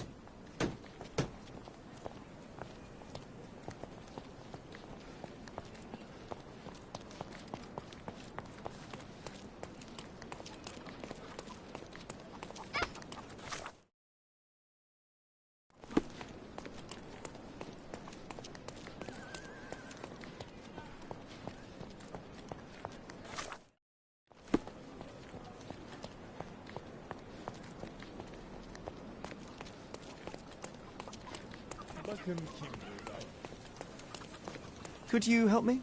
Oh, I've heard talk.